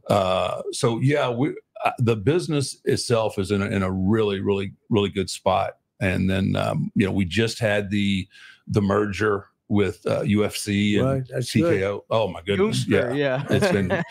Do you know Dana White? Are you, Oh yeah, I know Dana. Will you be working with Dana at all? or- No, they're Separate? separate companies, but So under who's running it? Who's running it? Ari Emanuel Yeah, is good. the Ari's excellent. yeah, he's the big dog, and Dana runs the UFC side, and then Nick Khan he Good. runs the WWE side. Good. It's a very different kind of a thing, but very similar, actually, right? It is. It really is. Obviously, How do you do revenues there versus you? Bro, Trump is legitimately interviewing The Undertaker on The Undertaker's own show. You can't make this up. Like, you can't. This is why Trump is so fascinating. Who else would go on The Undertaker show and interview The Undertaker? This is absolutely fantastic. UFC? Is it? our revenue, I mean, right now it is crazy. They are selling out. Your There's- revenue, your revenue is My revenue, meaning for the wrestling. Oh yeah, for It's doing wrestling, well. it's doing Really? doing crazy. Maybe better than ever. Yeah, absolutely. Isn't that incredible? It really is. Sold out everywhere, and we're doing a lot of international stuff now. Merchandise. So does that compare with UFC then in terms of revenue? do you think? I don't really, I don't know their numbers very well, but I know that the stock is doing really well, and the company as a whole is doing really well. It outperforms everyone on social media as well. It's always so the WWE social media outperforms NFL, MLB, Really, huh? NBA, everyone. Wow. Yes, over 100 million subscribers. These are on the YouTube. characters. In other words, these are the people. Like your social media is very big, right? I guess I'm not. You're not into it. Is my social? Taker's the one getting grilled here about the wrestling business. Dude, This is amazing. It's pretty big. Okay. All right. Who's the biggest on social media? The Rock. Oh, The Rock is, yeah. Dwayne Johnson. You know, he was great. I never thought he liked me. And I felt badly because I think he's a terrific guy. And then Dana White said, when I was shot, took a shot to the ear. You may have heard about it. Yeah, I was going to ask you about it. Some rumblings about this. Yes. Rock called Dana and said, I want to have his number. I want to have his number. What he did is sort of incredible. He considered it bravery. I don't know. To me, I considered it like, what's going on here? But it was very nice, actually, The Rock. So you might mention that I said that. Do you speak to him? Occasionally. I saw him. I saw him in April. I was going to ask you. He's doing great, right? Yeah, He's trying to get a question. He's a workaholic. There's no dust settles on him. Yeah. He's got his hands in a lot of different things. I was going to ask you. I mean, you're a billionaire. Yeah. You've got a beautiful wife, very intelligent. You've got a wonderful family. And you got people shooting at you. You don't have to do this. That's true. I mean, I don't have to. You don't have to do this. What am I doing? Sometimes, why am I doing this? But you are. Yeah. And I mean, I think people get in the media and everything else. They get everything so twisted. But it takes a special human being to sit on a podium, take a bullet, and get up bleeding with your hand raised in the air. Yeah. And let them know that, the moment right now it is bigger than that. Yeah. I don't know. I mean, what possesses you to put your life on the line when you don't have to? Yeah. You have a wonderful life and you've got a tremendous legacy. Beyond that, I sometimes joke with the crowds because we get very big crowds. We had 107,000 in Butler. That's where the accident took place. We had 55,000 when we went back a couple of months later. We had just the other, 2 weeks ago, we had 107,000. We had 101,000 in California. It's incredible. 3 days ago. Big crowds. And, abnormally big because no politician ever had these crowds. I don't even know what it is exactly. I can't explain it. Why am I getting, it's like, why? But I sometimes say, I don't have to be here with you. I could be in Monte Carlo and the beaches. I could have everything. I don't need this. But I'd rather be in Butler, Pennsylvania with you, And it's true, actually. Because, look, I have a lot of wealthy friends, and they go to these places, and, most of them are unhappy and all that stuff. But, I feel I have a purpose, and that's to rebuild our country. This country is doing so badly. The border. I mean, I don't know what your politics are or is, but your politics. I haven't seen up to this point. I think I stopped watching right around the 16-minute mark. So I haven't seen anything beyond this. Just common sense. We have murderers pouring into our country. We have drug dealers pouring in. Just the border. There's many things wrong, but just the border. I think the border is worse than inflation. I think it's the biggest thing. To me, it's, like we're now in the middle. I don't know when this is going on, and I wish you luck with it. I know you're going to get high ratings. I used to think I was a big person, but I don't feel so big standing next to this guy. This guy is big. Well, but my son would feel better, although he's not quite as wide as you, I will say. He will be. Yeah. He will be someday. But I feel I have an obligation to do this. I had 4 great years. We had the best economy we've ever had as a country. We had the strongest borders we've ever had in recorded history. I guess they might have been very strong 1,000 years ago or something, but we had the strongest borders. We were hitting on all. I rebuilt the military, got the biggest tax cuts in history, got the biggest regulation cuts in history. Check it. Really doing great. I'll retweet all you guys. And then we had a crazy election where I did much better than the first time. And if I didn't have that, I probably wouldn't have done this, because it showed that there's a lot of love out there.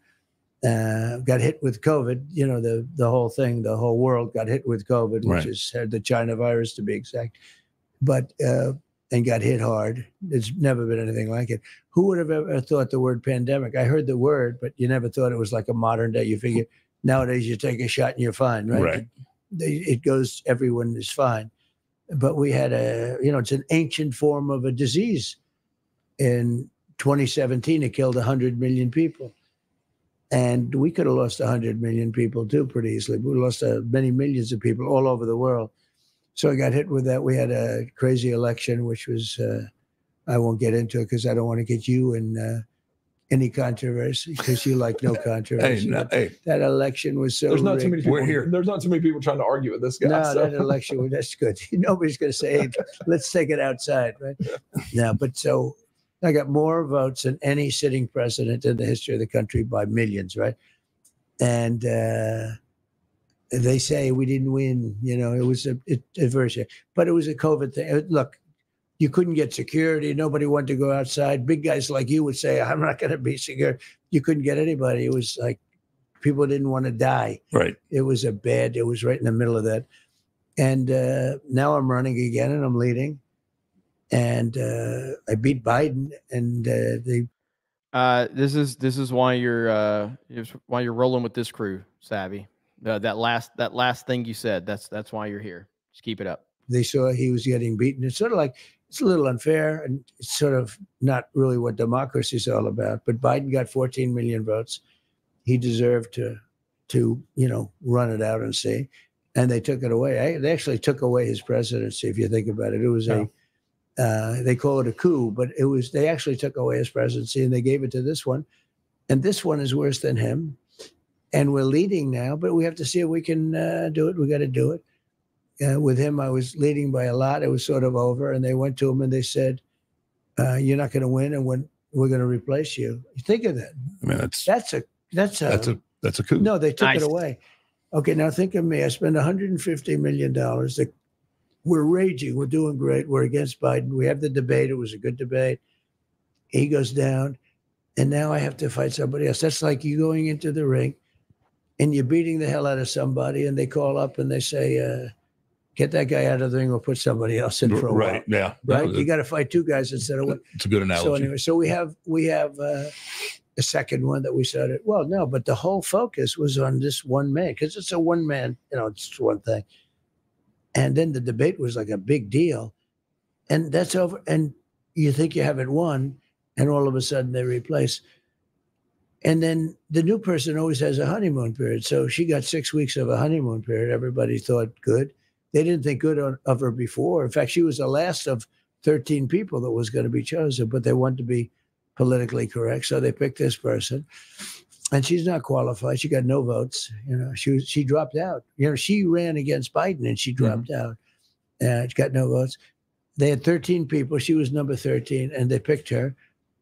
And I guess that's okay. I don't know. The process is pretty crazy. When they say threat to democracy, that's really a threat to democracy. Yeah, I'm not a threat to democracy. That is. I guess you need to ask Joe Biden what a threat to democracy is at this point. Oh, right? He's an angry guy. So, Mr. President, with the fact that, in the polls right now, you've got Fox, you got CNN, you got all these different polls out there that nobody really knows what to trust and what not to trust. But there's polls out there like with Polymarket where people could literally bet on the actual election, and it's from the people. You're up by 20%.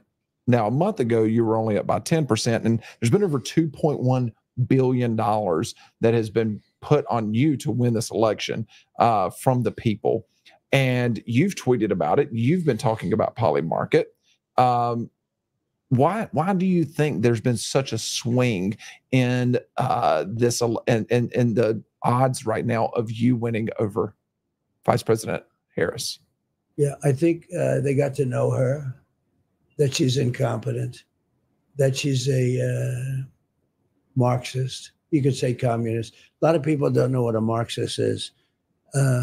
But they say, could you use another word? I said, how about communist? Doesn't get any better, does it? I don't think you're a big communist fan. No, what do you think? No, I don't think he is. I hang out with him a good bit. I don't think he is. Yeah. I'm from Texas. We don't have those there. Yeah.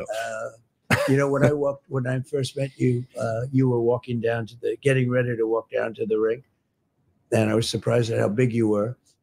And the other wrestlers were in the room. And I was going to be following him. And they all called him Taker. And they said, it was sort of cool. they said, have a good time, Taker. They were talking about Taker. And I said, that's a cool name. They don't call him Undertaker. They say, you know, your friends, or the other wrestlers are sitting around waiting. And they're saying, have a good time, Taker. He said, I will indeed. I will indeed. I said, that's pretty cool. Yeah, Taker's a little they easy. call you Taker? Yeah, they either call me Taker or Dead Man. Yeah, those are a couple of my Dead Man. but yeah. Thank you, DraftKings, for sponsoring this episode. UFC 308 is coming down this weekend in the Octagon. Okay, let's hope this one's a little better. Okay, we're hoping for a little bit better ad read from Taker. And you are not going to want to miss it. You could make fight night even more exciting by getting into the action with my partners at DraftKings. And right now, all new customers who bet $5 will instantly get $200. That's a great value. That's $200 in bonus bets, buddy. Can't beat it. That's big time from DraftKings right there. Download the DraftKings Sportsbook app and sign up using my promo code 6 feet. Yes, sir. The crown is yours. Money. Thank you, DraftKings. All right, that was a little better. I got more to a sore subject, but back to Butler. I was curious if you were going to have maybe a portrait made out of the chart and hang it on the wall at Mar-a-Lago. You know, there have been so many portraits of, and some are genius and some are terrible. You know, it's got to be the most. You know, look, it's amazing because I'm alive. It's not supposed to be. You're not supposed to be alive for iconic. But they say it's the most. I think Iwo Jima was right there. Yeah, absolutely. They took a lot of bullets. Yes, putting up the flag, right? But I will say that I have never seen anything like it. I get paintings every day for paintings. Some are really good, and some aren't good. Some are not great artists. But I've never seen anything like it. Actually, I had that with my mugshot, but to a lesser extent. The mugshot was big. That was a big seller. The mugshot. I had the mugshot. So who was number one was Elvis Presley. Did you know that he was arrested for something?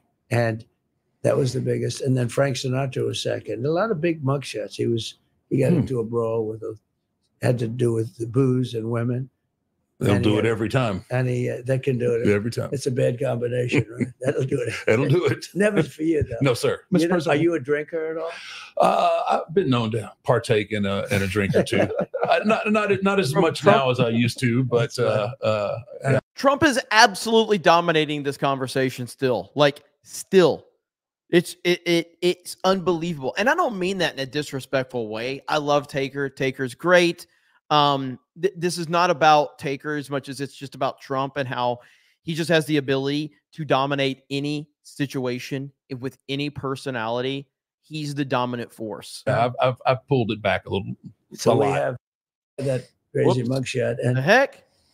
As soon as I saw it, I said, that's really unusual. When I went in, I said, I wonder, do I smile and say, screw you? Or do I just act? Did I back it up? My bad. Angry. And I thought the smile wasn't appropriate. A lot of people said, you know what you do? Just smile. And so I was scowling. And he knows all about scowling. That's what he did. He scowled. I made a career out of scowling. I made a big career out of scowling. But anyway, so I did. But that thing went.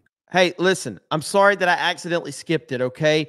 If you guys knew how hard my job was, it's a tough thing, okay? I'm thinking about quitting my job here on YouTube, okay? Because it's very hard. Or I may have to hire someone, and which I don't think it's going to be worth it for that. Crazy. It was like 400 million hits. High production But this value. picture, I think, is even maybe bigger, right? This picture. It's such I see myself being shot every single day, no matter when. Now, I just left. I was watching something, and they have this picture on the whole act, the whole thing, where, from the time you get shot, and I'm following my hand down, and somebody obviously is screaming, get down, it's bullets, right? Because otherwise it's almost too perfect because of what you followed it. Right. But I look at my hand, there's blood all over my hand. I said, that's either the biggest mosquito in history or I got shot. Butler's got some big mosquitoes, right? Butler's, probably does. Mr. President, what was the conversation with your family afterwards, though? Because that's a scary situation. I knew that it's funny, you know, the surreal experience kind of thing. Right. Where, I don't know if you've ever experienced it, but a lot of people do, where something happens that's so big. And don't forget, I had thousands and more than you have in wrestling matches, you know, times 3. If you fill up an arena, you know, I had thousands of people out there. So number one, it's sort of embarrassing. You know, you're speaking and all of a sudden you're getting down on the floor. A lot of amazing things happen. Number one, you could call them fans, but the Patriots, they're really Patriots. They didn't move. And there were a lot of shots fired, at least 8, right? It's a lot. And the crowd control experts said that, one in particular said it's amazing because when they hear bullets, they know bullets. The fans break up and they stampede. And they really stampede. And people get killed from nobody left. You saw that with a small group behind me. You know, the group behind me was relatively small. The people were all out there. Thousands of, you couldn't even see the end of it. And when I got hit, I went down, and then Secret Service was very brave. I have to say, they were all jumping on top, and the bullets were flying right at him. And then he got taken out by the sniper. The sniper got him from a long distance, one shot. Amazing. If he doesn't get him, you got a lot of people dead. But the Secret Service sniper was amazing. And we believe also the local police hit the barrel of the rifle and splintered the hell out of it. But if they don't get him, and they got him. But if they don't get him, you probably have a lot of dead. We lost 1, and 2 were very badly hurt. We thought they were both going to be gone, and they both made it. Great doctors, doctors. You know, country type doctors, right? They were great. You couldn't have had any better. They saved them. They're good. But it was surprisingly, you know, when I think back on it, I was on the floor. I had blood pouring all over the place. You would know this better than anybody in the world, probably. They say when your ear gets damaged, it's the bloodiest thing. It's very bloody, and it has to do with cartilage. If your ear gets cut or damaged, it's very bloody, and you know you probably I've had mine split. More so than like anything else, which is surprising. But I was loaded up with blood, but I was down, and they thought I got hit numerous times all over the place, and I said, "Nope, I got the ear. I want to get up, get me up." I'm screaming, "Where are my shoes?" Because my shoes got knocked off when they jumped. I mean, they hit pretty hard. They were there fast. They were very brave. They were. And I don't know how that happened, but my shoes got ripped off. So, it wasn't a surreal experience. I knew everything that was happening. It was amazing. Did you see the one where my face was just off the ground and the blood's pouring all over the place? Oh, yeah. I mean, these are some crazy shots. This was not supposed to be my life. This is supposed to be his life. I don't mind bleeding. I just rather it not come from bullets. So, Mark, you know, we had to look good. Yeah, I guess I should unmute when I talk. This is the 3rd ad read in 30 minutes. 3rd ad read in 33 minutes? Are you fucking kidding me? Undertaker, you need to start a show called Undertaker IRL. I'm just saying, holy shit. For today. Well, we try. We got a lot to work with. I put shoes on. You've proven that you own. I own closed-toe shoes. You put a jacket on. So I mean, you know, that's the thing. And this is fucking boring. You know, for us, we've got respect the grift though. We're facial hair, and we need to look good, and we got to be clean. And that's why our guys over at Manscaped. They hooked us up, man. They got us cleaned up today. We're looking good. I would say skip it, but you know what? There's going to be like 5 fucking more. I'm going to skip one at some point. It's too many fucking ads. They gave us the beard hedger.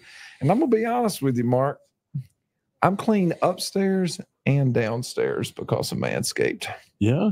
Oh, yeah. You mowed the bushes, huh? Oh, you cut the bushes? We got the we trim the hedges. You know what I mean? Skip, nice and smooth. Skip. No, No. with their brands on. Trimmer with can imagine for twice free ship. So he's going to get back in the ring. I ain't need to hear that shit. I ain't need to hear that. He's going to be shocked when he sees his ratings. He's going to get that big. He's going to get ratings like him. His wife doesn't want him to get back in the ring, so we've got to get these ratings. Are you going to? Okay, no, let's ask about there's that. no chance. There's no chance. I almost feel like I'm doing the interview because it's interesting to me. Where's our big man? Where's our next big red machine over there? Yeah, he's going to be the next governor of Tennessee. How did you become such a fan of wrestling? I love sports, and I knew Vince and this and that. I guess it goes back a long way. I held 3 or 4 WrestleManias. Yeah, 3 and 4 were at. I think so, yeah. And they were good ones. Yes, they were really good ones. It was hot as a pistol then. It's sort of always been hot, but I think it was really. I mean, it was really hot. And I don't think I did the first one, but I did maybe 3 and 4. 3 and 4. It's the only. Yeah, it was the only time that it's been in the same place 2 years in a row. 3 and 4. In fact, it was so good I wanted the second one, right? But. And it was a tremendous success. It was great. And really, Dana White and Vince are really 2 guys. They're very unique people. Dana's incredible. Yeah. And different, it's different kinds. It's actually, I love that Trump is willing to talk about Vince McMahon as a human being.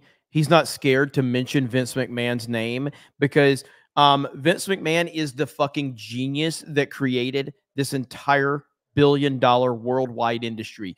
You can say whatever you want about whatever now, but it doesn't change the fact that Vince McMahon is the reason all of these people have careers, have money, have relevancy, and they've all turned their back on him and abandoned him because now suddenly, because the political climate or the mainstream media is talking about it, they're too scared to say that Vince McMahon's a fucking genius and he's the one that's responsible for their entire existence.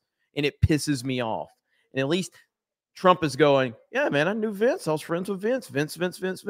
Actually, a much different product in a certain way, even though it's, No, it is. Stuff. Yes. Yeah. It's innovated, not created. I mean, I know he didn't create wrestling, but he's the reason that wrestling is, he created the billion-dollar worldwide industry of wrestling.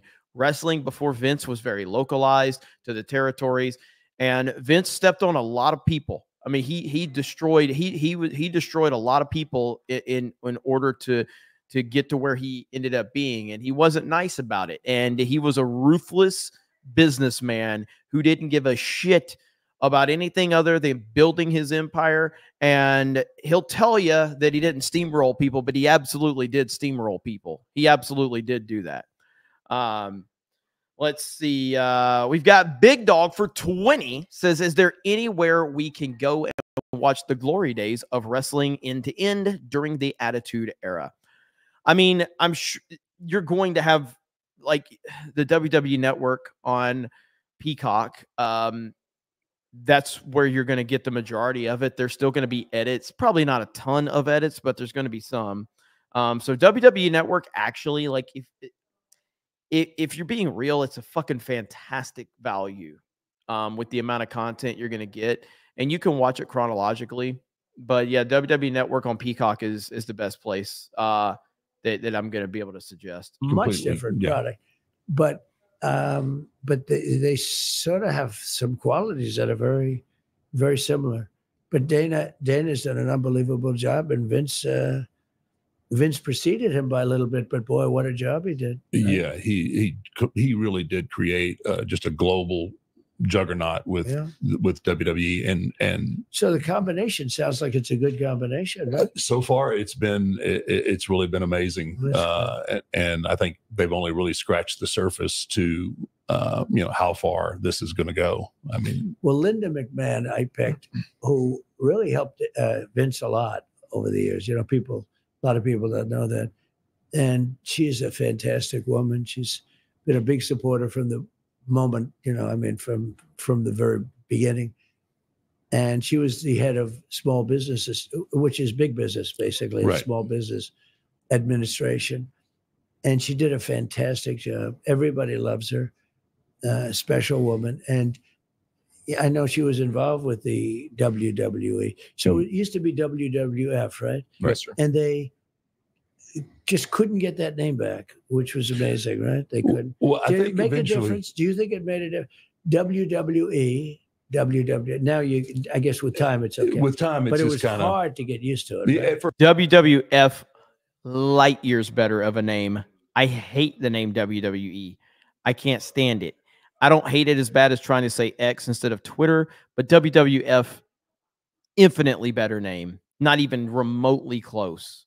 And so, yeah. First, yeah, it really was. I just think he just, he got into the big deal with I think it was the World Wildlife Fund, and I just think he was like, he seized the moment and said, you know what, it's time for a little bit of change, and it wasn't worth fighting it in the court and tying all that And up. they were being absolutely very tough, right? Yeah, and I don't think anybody was going to confuse World Wrestling Federation with the World Wildlife Fund. I mean, it was just semantics, I think. Did he lose that case? He just chose not to. He just let it go, and well, in that's the why. end, he did the right thing. But I remember at the beginning, it was so awkward to say WWE, right? Right. Yeah. Well, yeah. It was went really from, unbelievable. because originally it was the WWF. Yeah. And then they Well, I mean, it kind of goes into the genius of Vince McMahon, but when they ultimately had to drop the name WWF, they then called it WWE, and they ran a campaign with "Get the F Out." And it was, it's beautiful, like typical Vince McMahon genius marketing. Get the F out. Great marketing. Sad that it had to happen, though. Fuck the World Wildlife Fund. took a W off, and then it was like a whole new facelift kind of a deal with the WWE. We'd changed our branding and the way everything looked. So it ended up working out for the better. So tell me, what are you doing here with this stuff? So you have a big name, you have a lot of fans.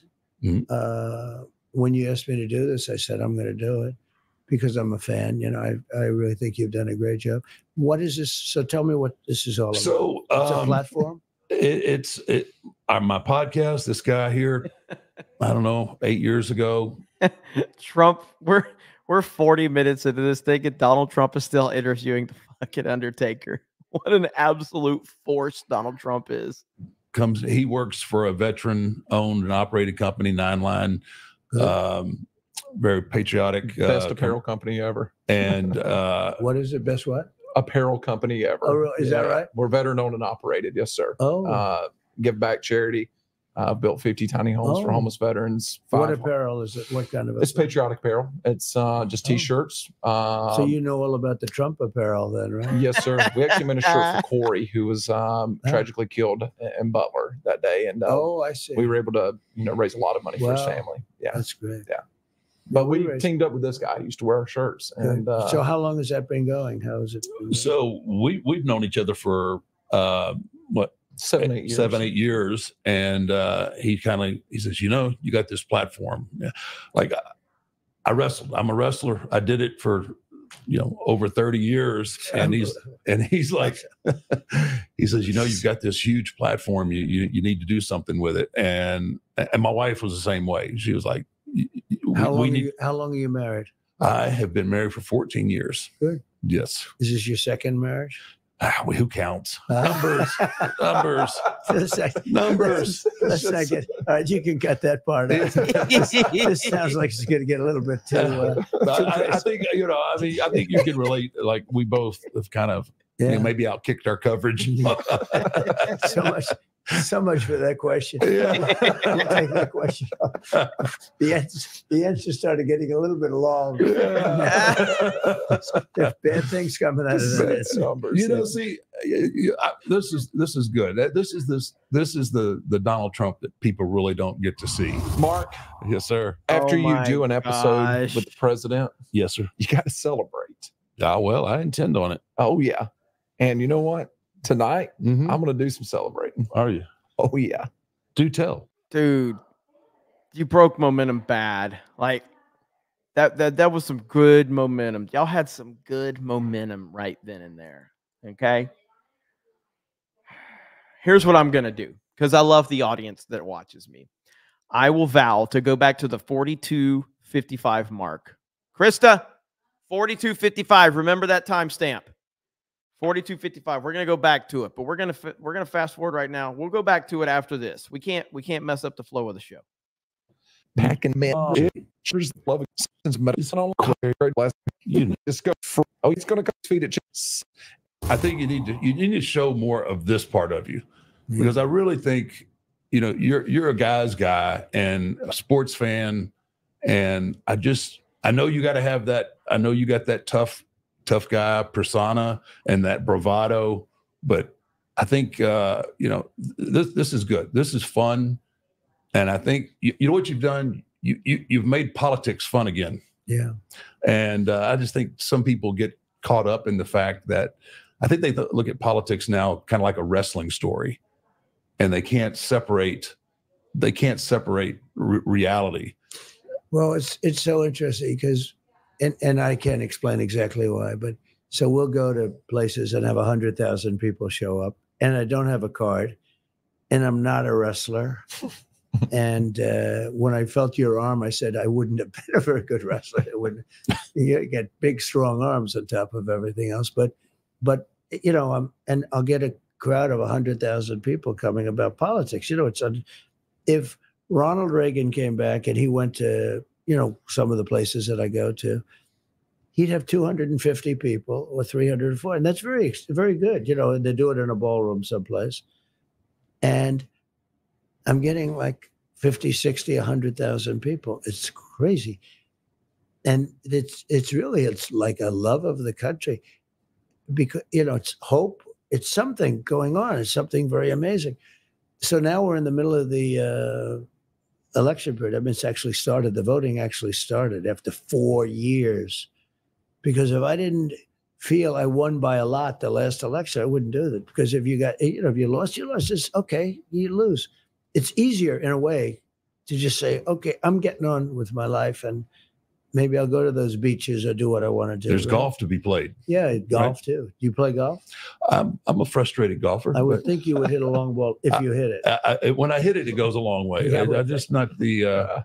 And you know, that's another. I don't want to cut you off, but I mean, like, who shoots at a guy who's got a 3-foot putt for birdie? Right. Now, who does that? Right. I mean, is that right? You had a 3-foot putt for birdie, and a guy starts popping shots off at you? Yeah, well, that was the second time. Yeah, I'm standing over a putt. He could have at least let me putt it out, right? I mean, come on. It actually wasn't him. That was the Secret Service agent. The guy did a good job. He saw a barrel coming out. Can you believe it? That's AK-47. That's a big one, right? Yeah. And he saw a barrel coming out from behind a bush. The guy's buried in a bush, very lush course. And the Secret Service, he did an amazing job. He's walking down a hole ahead of me, and he sees a barrel coming out of a bush. And he didn't talk. He started shooting, because he said, that's not good. And he started shooting. And the guy wasn't hit, but he dropped his gun, and he ran across the street, got into a car. Now, listen to this one. A woman, it could only be a woman, because men maybe aren't smart enough, right? A woman sees this guy running. He's running across the street. Now, who would do this?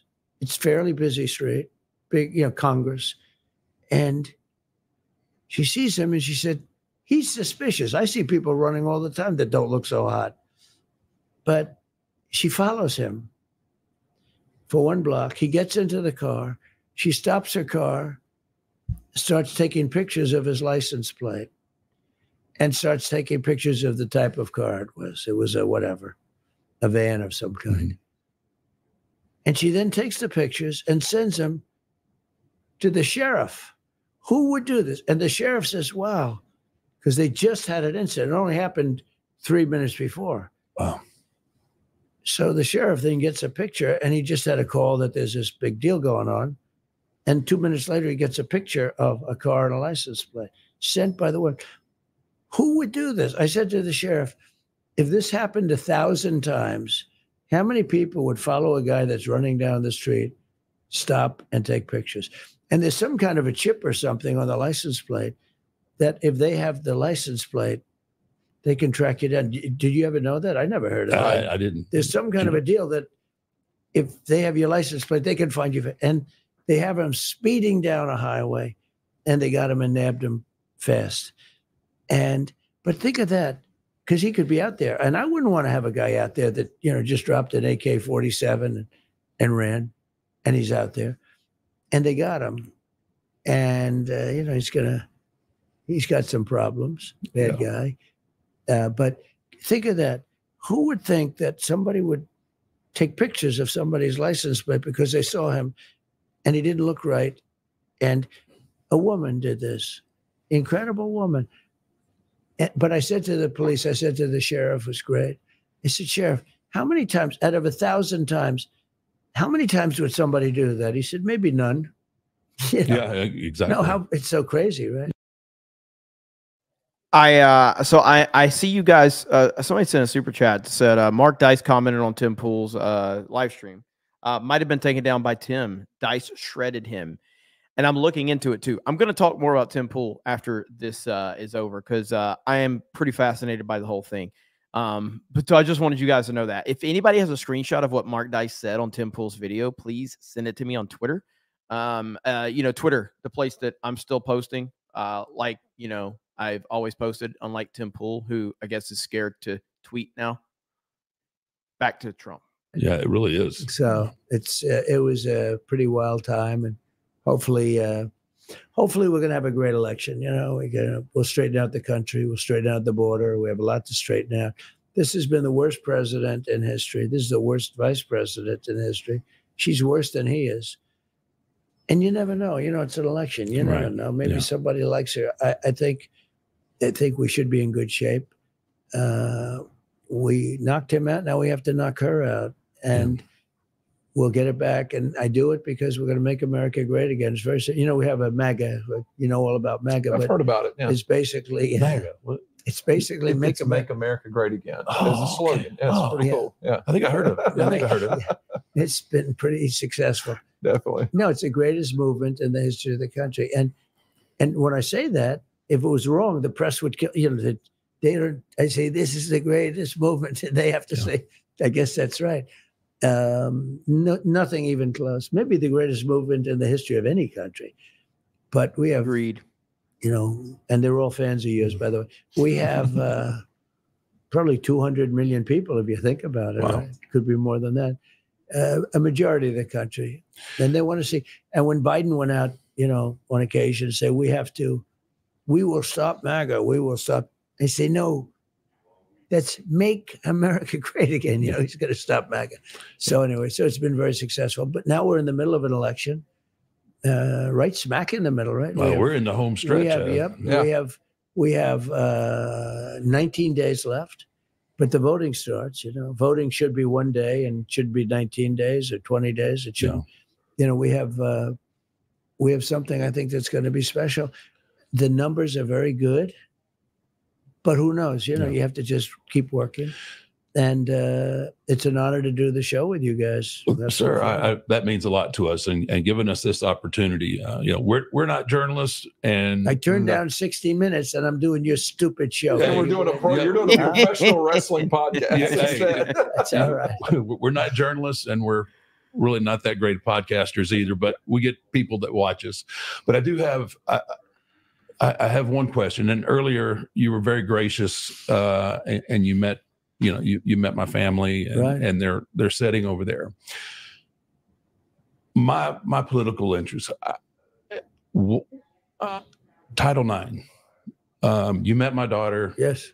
What are we gonna do, or what are you gonna do if elected to protect the integrity of women in sports, and continue on with just the fair play? And I don't mean to put you on the spot, and I appreciate it's a everything. Simple question. Well, but I want to put a face to it. If you can I bring my daughter? Absolutely. Okay, come here. Wow, such a beautiful. That's what I call a beautiful daughter. Huh? Thank you. She is, and she's quite the quarterback too. But you don't want to go and wrestle a guy like if you were doing that, because people do that, like your father, right? He's a little too much to handle, right? No, I will get rid of it fast. Men playing in women's sports is insane. Okay. It's insane. I mean, I can't even imagine anybody thinking anything other. Like, you have to have borders, right? You have to have fair elections. Where are the people that want it? Have you ever met anybody that said, we want men playing in women's sports? I've never met anybody. I know there's got to be some kind of a movement. I'm going to terminate that immediately. I'll terminate it. I'm not going to let it happen. Yesterday, a volleyball player got hit. Female team where somebody transitioned. And you don't think of volleyball. She got hit. Now, this was a man who transitioned to a woman. And they... let's see. I see a comment. In Taker's defense, his podcast is normally just him and another former WWE guy talking or telling the stories from when they were active in WWE Threat. Is what makes 1600. No, 100%. I love Taker. So I think this was a great podcast, and the true, I don't mean any disrespect towards Taker when I'm talking about like Trump's dominating the conversation. Like, Taker allowing the conversation to flow naturally is a testament to him, if anything. He wasn't trying to go like, there's certain questions I need to get in. No, he just he let it flow. He's like, Trump's going to be Trump. So I love Taker. They showed the shot, and it was all girls. There were girls, older, like 18, 19, 20, very good players, like all-American type players. I think a college team or something. And they had the one guy on the one team, and he was up so high in the air, and he smashed that ball. You don't see that. And this ball came at her at a speed that she's never seen. Get really whacked her. But other volleyball players were hurt. But the best is weightlifting, where you see a record that stood for like 15 years, and they're putting, an eighth of an ounce on each side of the bar. You know this better. And then some person that transitioned to a female from a male. Have you lifted before? Not much, no. Well, here we are. So he got, then they added like 100 pounds to it. He's still lifting. Yeah. So it's crazy. The swimmers too. Look at the swimmers. Yeah. I mean, the swimmers, it's ridiculous. Yes. So, and I think it's very demeaning to women. But, she wants to play sports and she wants to play against women. You don't necessarily want to play against men. It's okay, but you don't want to do it. Did you see the boxing match at the Olympic boxing? Did you see the guy? I did. Did you see that beautiful Italian girl? She's supposed to be a good boxer. She took just a left jab. The guy's up, he goes, boom. That's like a defensive punch. So it goes like that. And I never saw it quite like that. She didn't actually go down. She walked back to her corner. She said, I just got hit harder than I've ever been hit before. It was ridiculous. Then the corner pushes her back out. You can do it. You can do it. But he goes with another left jab. And she walked off. She said, there's no way I can beat that. Now, there were two people in the Olympics, because I didn't even know they have female boxing. There were two people that transitioned into women. Both of them won the gold medal. Shockingly. Are you shocked to hear that? Imagine that, right? How would you like to play this guy? Okay. He decides to transition. I don't think we have to worry about it. Somehow I don't think we have to worry about it, but this would not be pleasant. It's been great being with you guys. All the pleasures is ours. Sir, thank you. Daughter. Thank you for that. And I just, as going to this home stretch, I know you're extremely busy. I think you have to go to Michigan now. I just appreciate you giving us the opportunity, and thank you for taking care of women's sports. Well, Obviously, it's near and dear to my heart. It's I'll bet you're going to be a good athlete, right? Yes. Are you good now? Very good. What sport do you play other than the football? So right now I'm just playing football because it takes up a lot of my time. But I think when I get to school, I think I'm gonna start playing volleyball. What position do you play in football? Quarterback. Whoa, that's good. And you have good hands for that, I see. Huh? She's got a pretty good arm. She's got a little bit of an arm, huh? That's good. Well, I'll be watching. Okay, I'll be watching. It'll be in the Olympics in 2028. Now you have to do me a favor. Tell your father that we had a great time. We're sitting down, and we look a little bit equal. Tell your father not to show any picture where we're standing up together because I don't want to look like a small person. Do you understand? Will you tell him that? Yes. You'll watch that from me? Yes. Okay. Do you understand that, everybody? Because I've never felt that small before. Anyway, it was great, fellas. Great. Thank Good you. luck. Thank you, sir. Thank you, sir. You're something very special. Take care of yourself. We really appreciate it. We'll see you again. We'll see you again. Get out and vote. Thank you very much. Everyone. That was fun. That was awesome, man. Another freaking ad read. Come on. Listen, we need wrestling to go back to moments like this, okay? We need this right here, okay? We need moments like this where you got Granny trying to knock the hell out of Hulk Hogan. All right? He wants to punch out a defenseless fan. Well, I tell you, for every person she wants to knock the hell out of Hogan. that has a Sting mask. Come on, Granny, build him.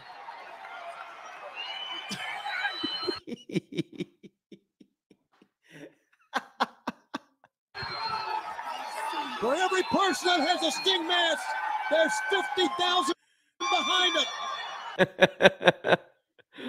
That's greatness right there, man. We need more of that. We need more of it. Oh, love it. Okay. There's a lot of super chats, and we have a lot to talk about in reference to Tim Pool tonight. First of all, I want to give a big shout out to The Undertaker. That was a fantastic conversation. Big shout out to The Undertaker. If you're just tuning in, or if you tuned in earlier, I was talking about the catastrophic meltdown on Timcast IRL tonight. And Tim is essentially, if I can basically give you the cliff notes here, he's basically saying that managing equipment and running his show is too difficult, so he thinks he's just going to stop running the show. Tim,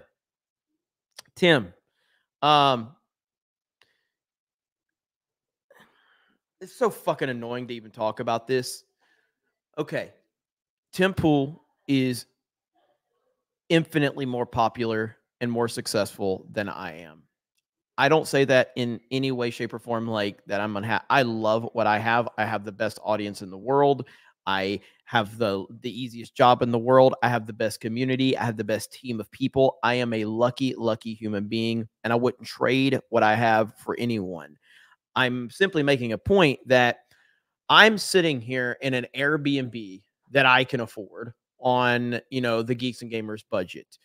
It's not it might be 5% of the budget that Tim has. If I'm lucky, it's probably not even 3% of Tim's budget. I'm sitting here in an Airbnb with a Meta PC. Shout out to Meta PC. So I brought my Meta PC.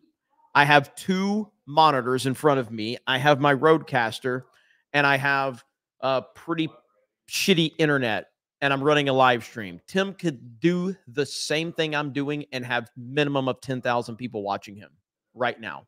I've got a $200 webcam. I got a Meta PC.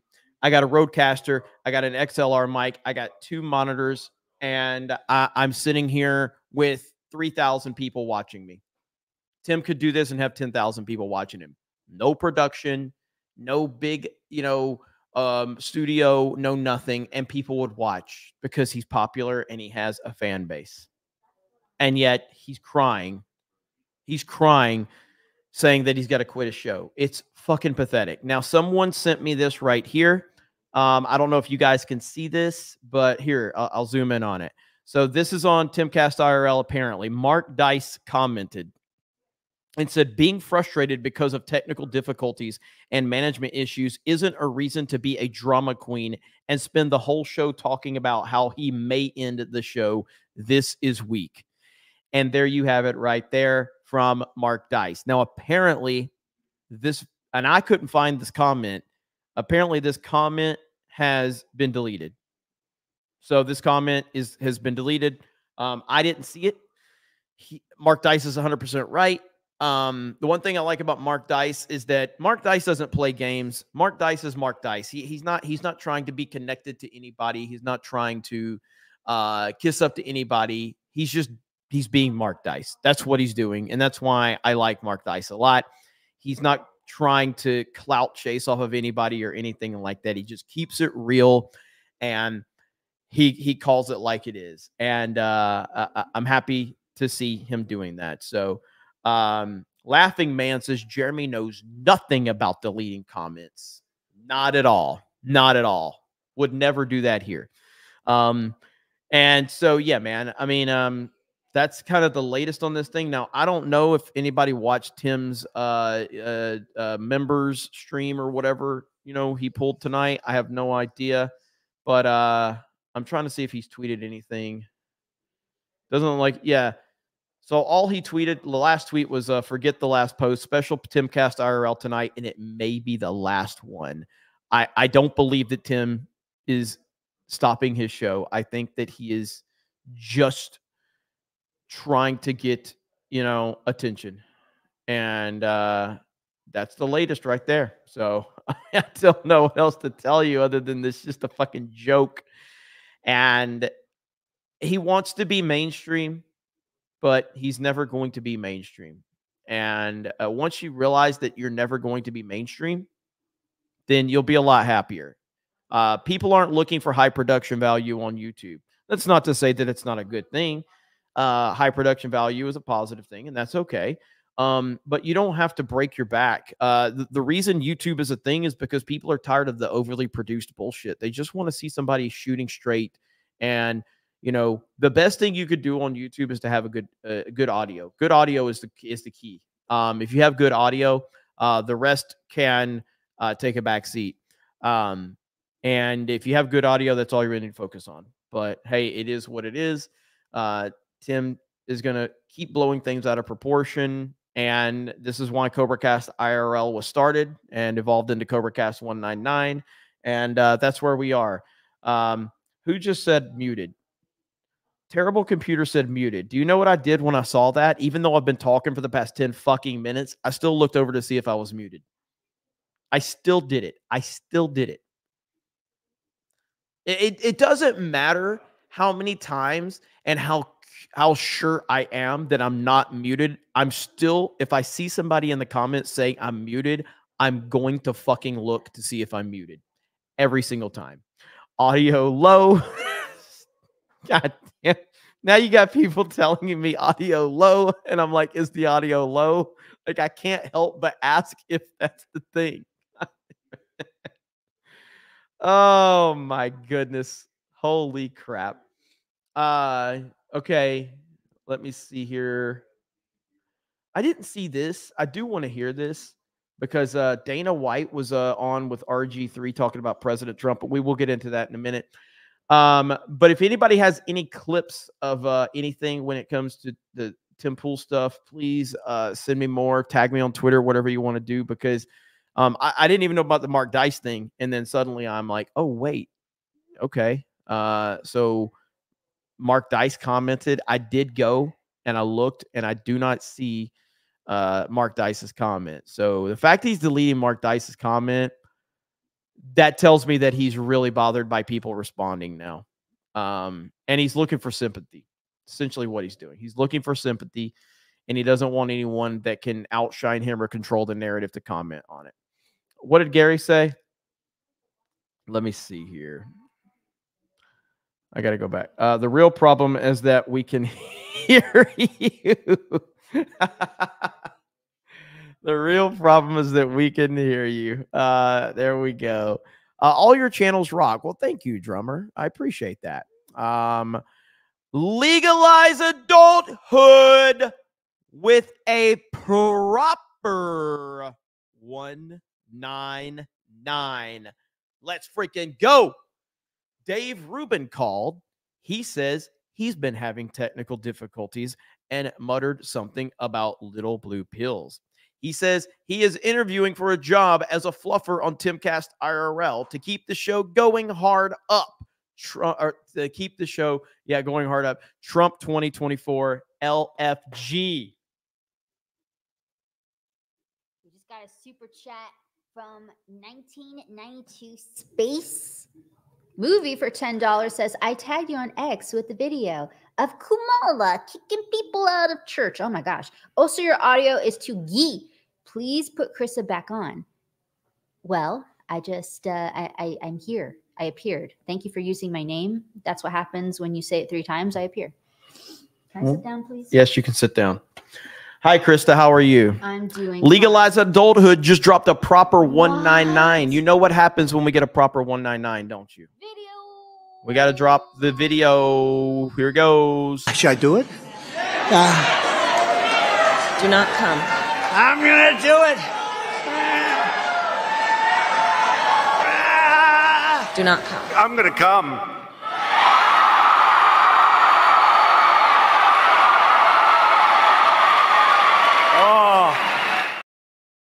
And there we have it right there. So here, all right, full screen. Since Chris is here, they're all happy that Chris is here. I see you, laughing man. I see you in chat. What laughing man say? Shopping time. Shopping time. That's right. What's up, Beardo? Who won tonight? Ravens and the Cardinals won. All right. They want you in here, Beardo. Yeah. They want you. Yeah. So here. I just need to go stretch my legs. So take over for a minute. I'll be back in just a minute. That means he has to go pee. Oh. What are these headphones? What's up, legends? How we doing? Great. This camera angle makes me look like I'm more bald than usual. Phenomenal. I have hair. I look like my fucking dad right now. Bald. What's up with this camera angle? What are we doing? There we go. That's a lot better. Yeah, I'm Fear the Baldo. Laugh it up. Laugh it up, guys. Sure. These were in Jeremy's ears. They were in Gary's ears before me. Okay, I'm good. Why do we call him Beardo? Take a guess. So how you guys doing? How's the Snake Pit doing tonight, huh? Now the Beardo Pit. The Beardo Pit. Why don't you give a shout out to Bro Science really quick? Shout out to Bro Science. Yeah, sure. Bro Science, man. Me, Dan, and X-Wing. We're going to be here live in San Antonio, or at least I will be on Wednesday this week. I'm working on something. We're going to see if we can get something special going for Wednesday, but that's in the works right now. But holy smokes, Wednesday is going to be a big day for Fear the Beardo. Bro Science during the day. Then we got the San Antonio meetup at the Ricky Bobby Sports Bar Wednesday night. And then Friday, Saturday, Sunday, Geeks and Gamers, Nerdrotics, and the Rippaverse going to be live in person at the SpaceCon here in San Diego. So yeah, it's going to be a good time. It's going to be a good time. I see a lot of Beardo Fats in the chat. Yes, spam Beardo Fat in the chat. I love when you guys do that. Are we all caught up on Super Chats here? No. Here we go. Legalize Adulthood with the $2. Nick Ricada has a review of the Baldo. I don't watch Ricada, so I don't know what you're talking about here. I don't watch Ricada. Beardo is no Pokemon champion. I beg to differ. I'm the 9-time Pokemon League champion. Every single region there is. All 9 regions. All right, I got food. So. Okay. All right. So you're kicking me out? Yeah. All right. Well, chat, it was a good run. Thank you. What food did you get? I got water. Krista's Chips Ahoy cookies right now. Oh, why don't you show them the chips, the hot ones? Oh yeah. Literally hot ones. Would you try a hot chip? No. Not even. I've had enough food today. Not that spicy. They're not that bad, but when you have at least like 10 of them, your mouth's on fire. It's. Okay, You want to show them? So we got these. We got these Pringles. They're hot ones. The Hot Wings talk show. These are the hot ones. Verde Los Calientes flavor. They're pretty damn good. They're spicy, but they taste phenomenal. I really like them. These are good. So check these out. We got these at Walmart. Walmart. Give me my headphones. Walmart is how the Mexicans would say. All right. I got to get caught up on Super Chats. I love Mexico. I got to get caught. I got to get caught up on Super Chats. So, are you hanging with me? Sure, for a little bit. Look who's in chat. Nerdrotic says green hot. Hey, tell Gary to answer my DM on Twitter. Gary, don't answer his DM on Twitter. Make a joke of it. Beardo messaged you on Twitter. Yeah, don't worry about it, Gary. It's really I don't ever respond to him either, so it's not really a big deal. Okay, let's see where we are. I got to catch up. There's a lot of super chats, Krista. There's a lot. Why? I went to bed late last night. Yeah, it's because you wanted to watch the Menendez brothers. Good. It is good. It is good. We watched 2 episodes. Yeah, it is good. Beardo watched the 3rd one in bed, he said. Craig Morning says, ladies and gentlemen, we got him. That's right. Hazel Eyes says, streaming is hard, Tim Pool. Well, I mean, I don't know how I've survived the night so far. I have no idea. Andrew CR says, this is the last CobraCast on a Monday night on this week. Jeremiah is going away. Back to Barner, to his cousin husband, Beardo. Good Lord. Charles G says, I refuse to believe Tim can't manage that and can't hire the right people to do the job. As Maureen Raymond discussed me, you mean to tell me he has no leadership skills at all? Yeah, I mean, I don't know, man. Adrian Curry for 10. Damn it. I'm sorry I missed this one, Adrian. She was in Tim Pool's chat calling me gay when I was commenting. It was great. She says, plot twist, the feds are pulling the plug on him after the Russia money scandal to help Camel Toe. Whoa.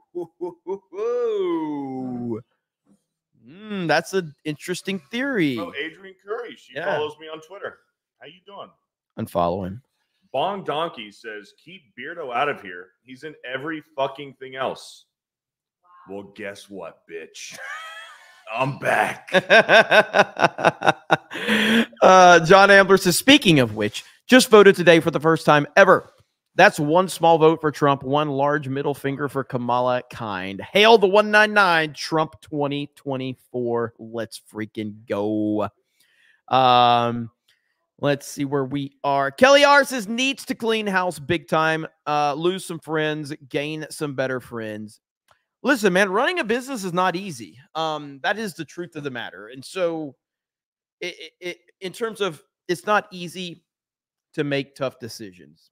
That is how that's life though. And if you have that personality, then you can deal with it, but I don't know, man. I still lean on the fact that I think Tim is just grifting. And I'm not saying that in a negative sense. I feel like he is being very manipulative, though. He's being very manipulative, in my opinion. Adrian says, Jeremy, a homosexual man, has been getting the money I used to spend on Timcast ever since the first CobraCast. Hail the Snake Pit. Hail the 199. There's a Laughing Man's $500 super chat and says nothing. He says nothing. Nothing. Freaking legend. Really now says, with what he has said about nothing happening unless he's doing it, his employee morale is about to plummet if they think their contribution means nothing. Timmy needs some leadership training. I don't think Tim needs, whether he needs it or not, I don't think, it's not like Tim's going to listen to somebody. He's too focused being his own boss. Aunt Ryu says, I don't know what happened, but sorry, Tim, but but when you're 199, you're 199 for life. That's right. Andrew CR says, Mofo is so detached from reality. He thinks having employees is a liability. There is certainly a void below that beanie. Weird. It's weird, man. It really is. Him deleting Mark. If he did delete Mark Dice's comment, that puts a whole different ball game into it of like not trying to, maybe he's not trying to be, maybe he's not as self-aware as maybe I'm anticipating. I don't know, man. I mean, if he did delete Mark Dice's comment, that adds a whole different perspective of it.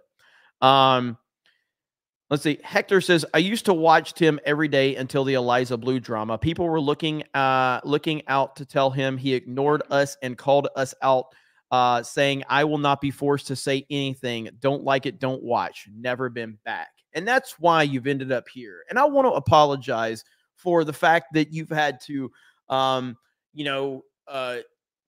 basically subject yourself to such poor quality YouTubing as you find here at CobraCast, and that's Tim's fault. You had good production, but yet he treated you like shit, and unfortunately, you ended up here, and it probably hasn't been the best ride, but it's been a fun one.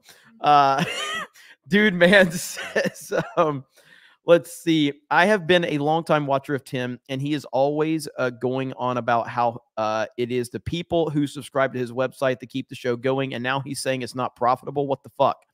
Yeah, man, I really do. I mean, I understand. I do understand the aspect of like for me, Geeks and Gamers, the bigger Geeks and Gamer has gotten, the less money I personally make, because I'm always putting it back into the company and back into the business. So I understand that perspective of scaling up, but this guy's straight up saying he's a multimillionaire. He's straight up saying, I'm a multimillionaire. We make a ton of money, but this isn't profitable. And I don't like what this makes no sense, man. Your Barmy says, you down with OPP? Yeah, you know me. You down with OPP? Yeah, you know me. What's OPP mean, Krista?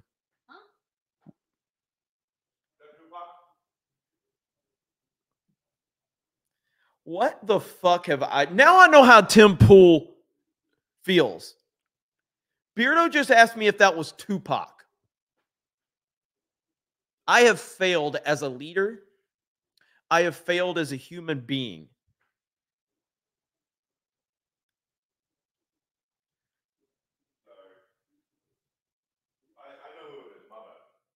Are you Googling it right now? He's Googling it right now. Naughty by nature. The hell's wrong with you people? You know what? I stand with Tim Pool. Fuck these employees. Front Toward Enemy says he is burnt out and frustrated, but a good leader wouldn't cry about it on a live stream.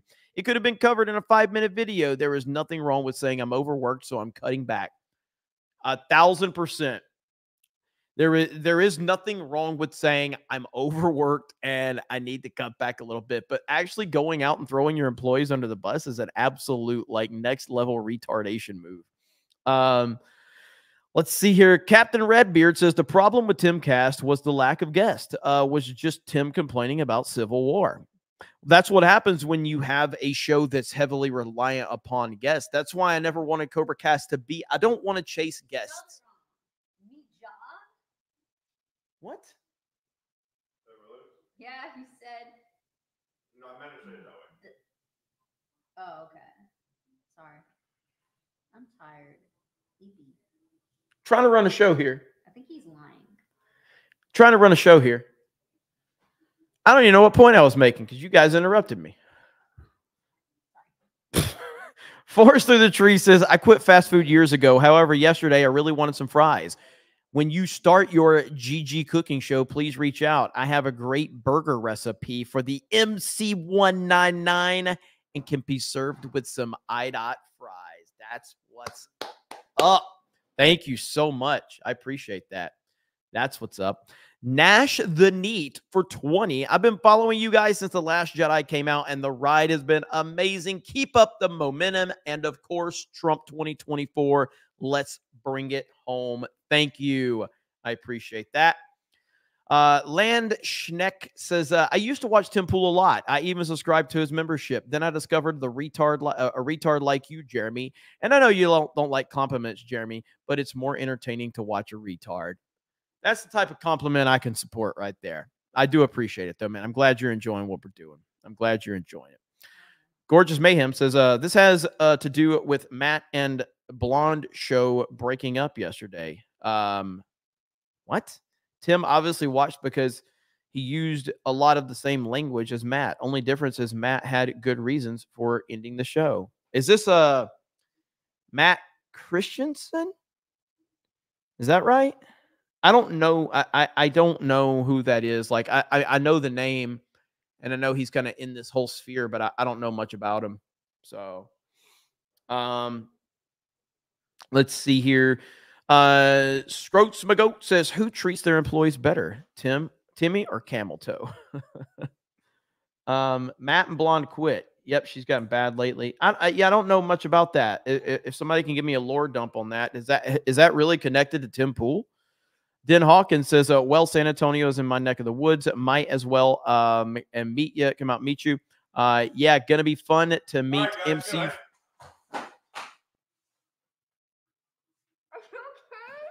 going to bed. He just fell. What just happened? He just fell on the floor. That was 100%. Like, was that fake? I didn't catch it enough. It felt fake, but maybe it wasn't. Was it? Was it real? I think. Are you okay?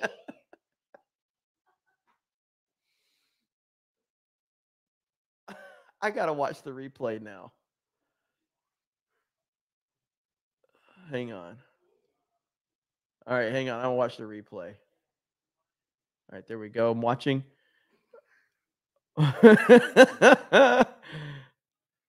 Holy shit, it looked good if it was fake. That looked really good if that was fake. Holy shit. Possibly do a little bit of sheet talk after meeting MCU fan. Thank you, Den Hawk, and looking forward to meeting you, man. Wednesday. That looked really good. That looked really good. Mark Schaefer says 1 Krista, 2 J, 3. What? Beardo needed a band-aid. Did he really? Yeah. Timbo Slice says, what position does Trump play on the Steelers? Picture makes him look like a defensive lineman making sacks. I would say D lineman would be good with that physique. 6'3", 215. T-Mac Gaming says, Jeremy, are you a villain? There's a live stream with this title, DC Comics makes YouTuber Jeremy Griggs a villain in Blue Beetle from Comics Division YouTube channel. What is this all about? Yeah, we've got a video on Geeks and Gamers 2 breaking that down. So DC Comics made a villain out of somebody that has a lot of my same similarities. It's pretty damn funny. Apocalypto, I got my shirt today, posted on X and tagged you. I did retweet it, and that is awesome. John Ambler with 10 gifted memberships. That's like 40 today so far, I think you've dropped. Absolutely insane. So I appreciate that. Not a Troll says, why don't trans play in man's sport? You kind of answered your own question there, I think. But Philippe says, it's amazing how transparent and close, how open and clear he is to speak. He is the man, the 47th president of the United States. 47th president of the United States, MAGA.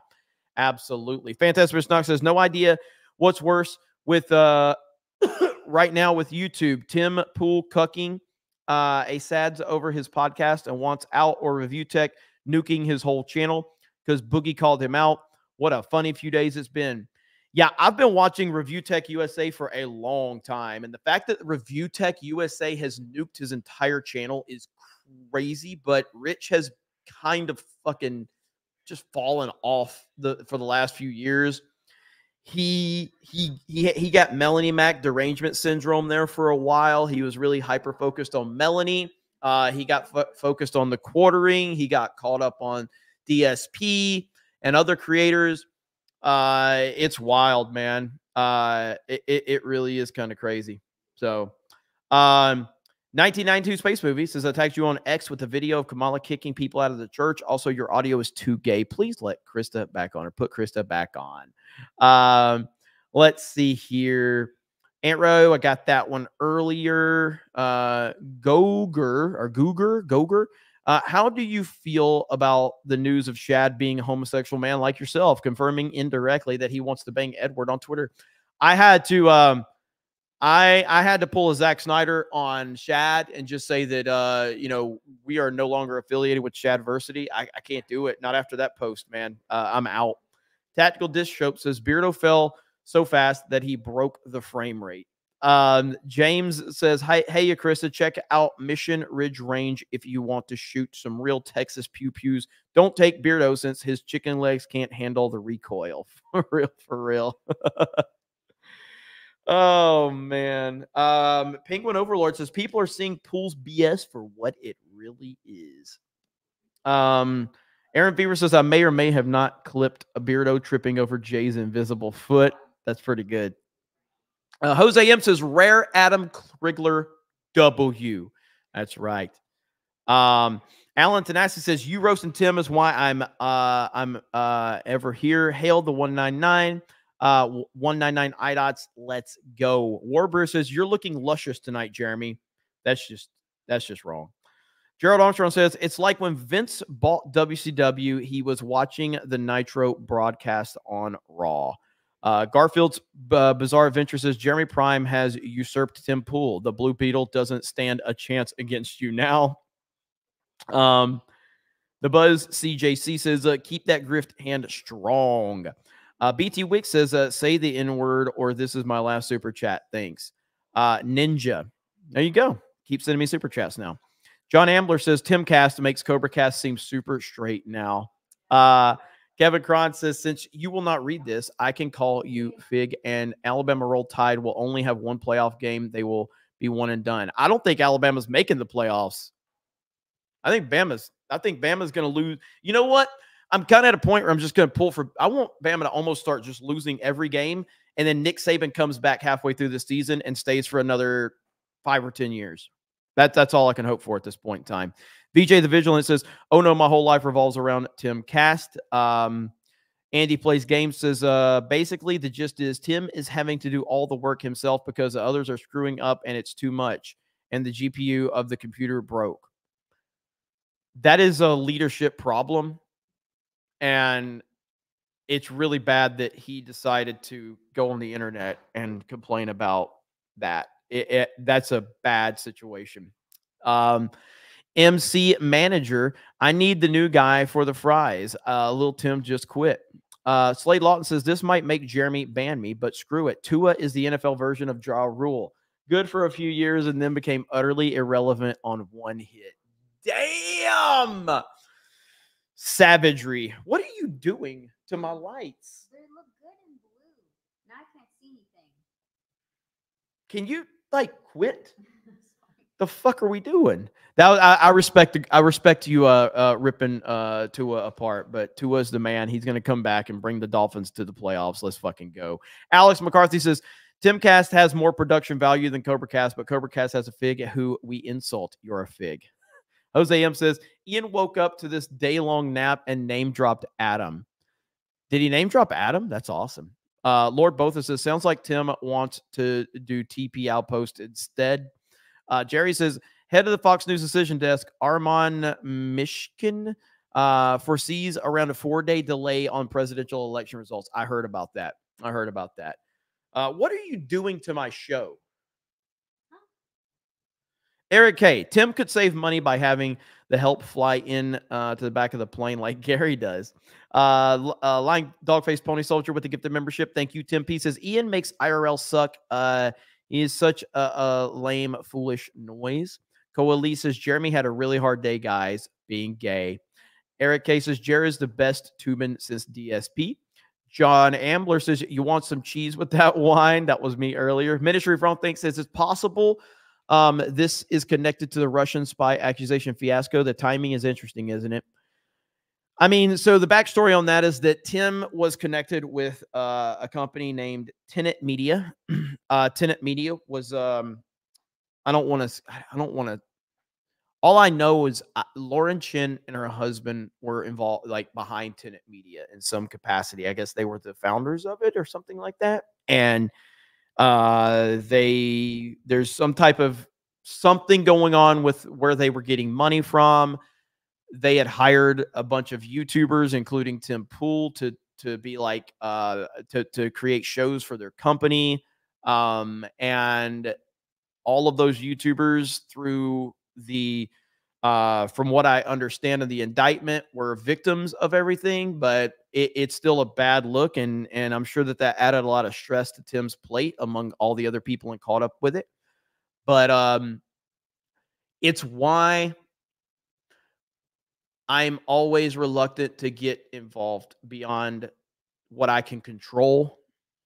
And that's why I'm thankful that I have people super chatting us and supporting us on platforms, so like locals and things like that, which we're going to be ramping up very soon.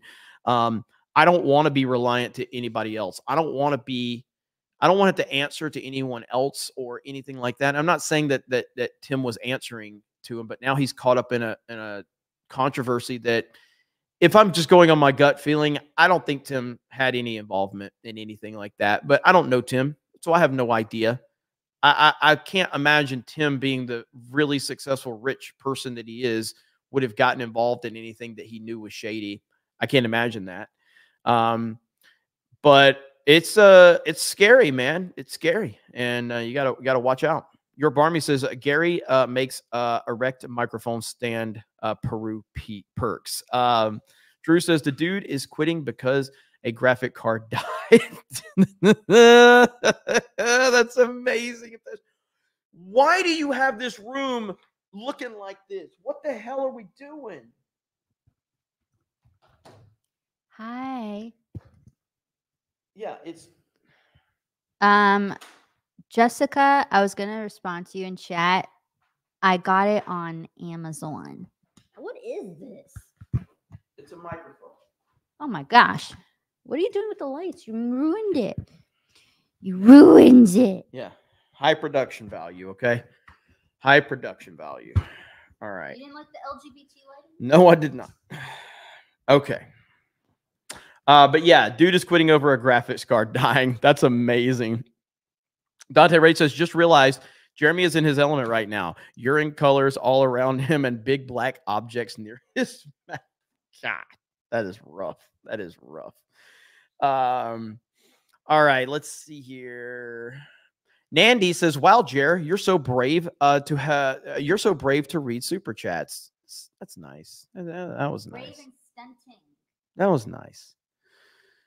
I hope, and I'm just telling you guys this over on Rumble because I love you guys on Rumble, but like I hope that there's only been one super chat read, because all I see is Johnny the Wiz Kid's super chat on my list. Rumble has got to do a better job of helping us compile these fucking super chats. Johnny the Wiz Kid says, today is Carrie Fisher's birthday, and guess what Mark did? He politicized her death over Orange Man Bad. He can't even wish his dear friend a happy birthday or anything sweet without bringing Trump in. Let's see here. See, look at Lost Tales. Look at BMO Better. Lost Tales is yelling at me. And Krista, you'll have to read that chat and see what they're saying. Just go to the Rumble chat on your phone. Quit yelling at me. Vault 95 says, Jeremy, stop yelling at Krista. She's making your show better. Yeah. Hot. Now use this $1 to buy her a cookie. Yeah. Listen. Why do I get yelled at? What have I done? What have I done around here? Wait, what am I reading? No, just make sure that there's no super chats I've missed. Okay, you want to read it? Oh, wait, you already read it. Yeah, I did. You're welcome. Okay. So anyway, did Beardo just go one direction? Holy shit, that's funny. Lying Dog Face Pony Social says, I was standing in for Atlas today. John Ambler says, you should get one of those donut cushions to sit on to help with your posterior discomfort. You should see the chairs that we have, okay? They're this is the chairs that we have here at this Airbnb. All right. Yeah, this is the chair. All right. This is the chair I'm sitting on. So I don't have a very comfortable chair like Tim Pool does. Okay. Let's see. Jared's love for Tim only surpasses by Ryan's love for black people. McMeltdown says, with the Tim Pool profile picture. Let's see here. Charles G says, apparently Review Tech USA deleted his channel because it's so hard. Dude, what the hell's going on with these people, man? Dustin Echo says, Jerem, you're way less gay streaming from Texas. Slain Hope says, this is such a self-own. You reap what you sow. Coalise says, is Tim throwing his employees under the bus? It sounds like it. Cole Summers says, this is the weirdest ZipRecruiter ad I've ever seen. Aussie Dad says, Tim is the worst person on his own show. I agree. Super Sentai Guy says, Pool is a tremendous douche. That's what's going on. Lord Botha says, Tim sounds like a king on his throne complaining about the state of the kingdom to all of his lords and knights, telling him all of his ideas are great. I agree completely. Let's see. Marmillan says, had an issue with the show before going live, and should have just rescheduled because he clearly should have talked internally, not put them on blast. That's what a leader does. Listen, here's the problem. This is the single rule of being a leader. All right. And I'm talking like without the memes and all the other bullshit. It's always your fault if you're the leader. And when it runs right and it runs good, guess whose fault it is? It's your team's fault. Okay. Krista does a great job. Krista does everything wonderful here.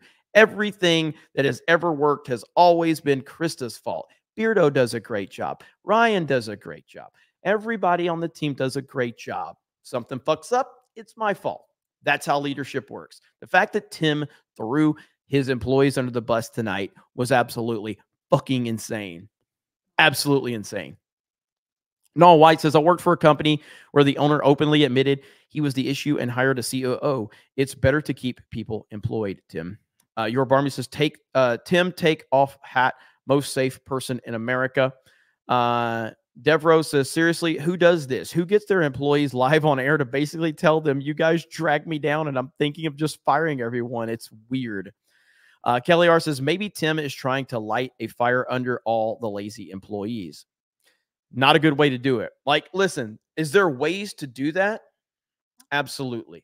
There are ways to do that. Dave Portnoy has made a career of basically just roasting his employees on camera. And it's fantastic, but that's part of the brand that he's built. It's part of the culture he's built. And the people that work for him know that that's what's going to happen. But you can't run like this serious political show that Tim tries to run and then try to be like Barstool all of a sudden. It doesn't work like that. Alan Nasty says, I'm an LA boy, so get the Suge video. Oh, so the Suge video slaps. Hell yeah. Dude Man says, looking forward to seeing you and the rest of the fellowship Wednesday night. Hail the 199. John Ambler says, my disappointment is immeasurable and my day is ruined. Chartard says, Newsweek with another nothing burger. Borger. Anthony says, did you watch the Undertaker podcast with Trump? We did that tonight. Say that. How do you say that? Borgor. Explain that to everyone. A Borgor? Yeah. It's a Borgor. Okay. It's what Jeremy eats every single day. You spell it Borgor. Borgor. Borgor. Okay. Sorry. Matthew says Tim Pool is what Dave Ramsey describes as a treadmill operator in his leadership program. He does not delegate and the company fails. He dies. Slain Hope says Tim Pool commands no respect. Source cast or Timcast IRL. McCox says bring back the beard of shame for tonight. Axel Jesus says bring back the beard of shame. Professional logos 5. Thank you. Brett says gonna be real. You replaced Timcast IRL for me. Also, just wanted to say you do put on a great show. Thank you. Thank you. Krista says thank you. She's the reason it happens. Adrian says, hail OG Snake Pit. Your Barmy says, D-Day making cucks business is booming. Axel Jensen says, beard of shame greater than bragging rights. Flag Ninja says, Jeremy Murphy loves straightened bananas. Pre-Dawn Corp says, nice beard, Jeremy. And then they merged Gross to Figs and then became Germ Dough. Dermy Wormy says, Timcast might be over, but CobraCast continues to chug along. Hail the 199, even if the host is a fig. Basket City says, Beardo, don't you have bananas to straighten?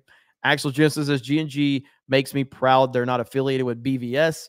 Garfield's Bizarre Adventure. I remember Nick Ricade used to laugh at Jack Murphy and then became Jack Murphy on cocaine. PSA, don't let other men sleep with your wife. That's a pretty good rule of life, I would say. Grant Potato says, Jeremy, you should check out Candace Owens' interview with Judge Joe Brown, released not that long ago. Jeremy's Trump body pillow says, I'm covered in mayonnaise and ranch dressing from my shift at McDonald's. Isaac says, I'm glad to say I voted for Trump today, MAGA 199. David Lopez says, Sonic Shadows Generation Censored. I heard about that. Slain Hope says, you know more than anyone how much I want to bat. I went to bat for Tim, but he is 100% a POS. He betrayed the integrity he built on his brand on. It's all an act and it shows. Been saying it for a while. Gerald Armstrong says, at least Tim beat Lookner in super chats. Golden Nugget says, Krista, you are a, what is it? Bellissima. What the fuck is that? Beautiful. I live in America, okay? I don't use these fucked up words. Lance says a beyond thought. Trump is talking. Suki says Krista is my eye candy. Dude, man says we appreciate you, Krista. Let's see. Dan Ryman says this is to make Krista feel good. Hope you're doing well. Southeastern Kaiju says, who's the new boy? Rez Scott says, oh crap, that reset on me. Where'd it go? Here we go. All right, sorry. Quit yelling at me. Quit yelling at me. All right, we good? Okay. Every time Beardo brushes his teeth, he gags. Please dance, Krista. Please dance, Krista. For $5. No. Chris is here. LFG Snake Pit, GTFO Jeremy. Yeah. There is zero chance Krista can get confused for a boy, even with her hair pulled back. Does Krista watch Naruto? I don't. Kelly R says Krista makes let's see, makeup. Krista's makeup looks nice. Her sweater is cute. Her hair looks good up or down. Has she lost weight? LOL. I don't know. Maybe gaining it after this trip. Your food, man. Good food, American food, American food, American food. It just sits in your gut. It's gross. American food. Eric Cases. Jared, it is X. Show respect. Send gifties. Look at ABF in the chat. Alec Baldwin's finger says, "See you in San Antonio. Watch out for MCU fan Krista." I will. I'll run. Let's see here. Philip says, "Is this the fabled wrestling stream?" Dude Man says, so the Undertaker went on the Trump podcast, essentially. G-Man says, is Trump going to tell him Shockmaster was his favorite wrestler? Tensote says, just voted for Donald. Can't wait to meet y'all in my hometown. If y'all are up for theme parks in the Alamo City, hit me up. Eric K says, Beardo, the Butcher versus Jeremy Cash and manager Miss Krista. Let's go. Tactical Dish Soap says, CobraCast wrestling win. The Under Armour Gamer says, I miss the EC Dub crew. Mike Has Bad Knees says, soaking the grift. Please cute for Jeremy, homosexual for Grifter of the Year at Gifties at thegrifties.com. Let's see. Aussie Dad Andrew says, y'all need to make Geeks and Gamers Wrestling channel already. Nandy says, Gary, perhaps we are too harsh on you. Gonna get some animal organs.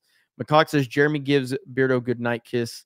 Johnny says, Orange Man, or let's see, Orange Man and Dead Man bad. Raven says, that looks like Drunk 3PO backdrop in the interview. Roblox head Leslie Headland. Beardo shaves his head with Jeremy's Manscaped. Eric K says, I did not need to know that Taker shaves his junk.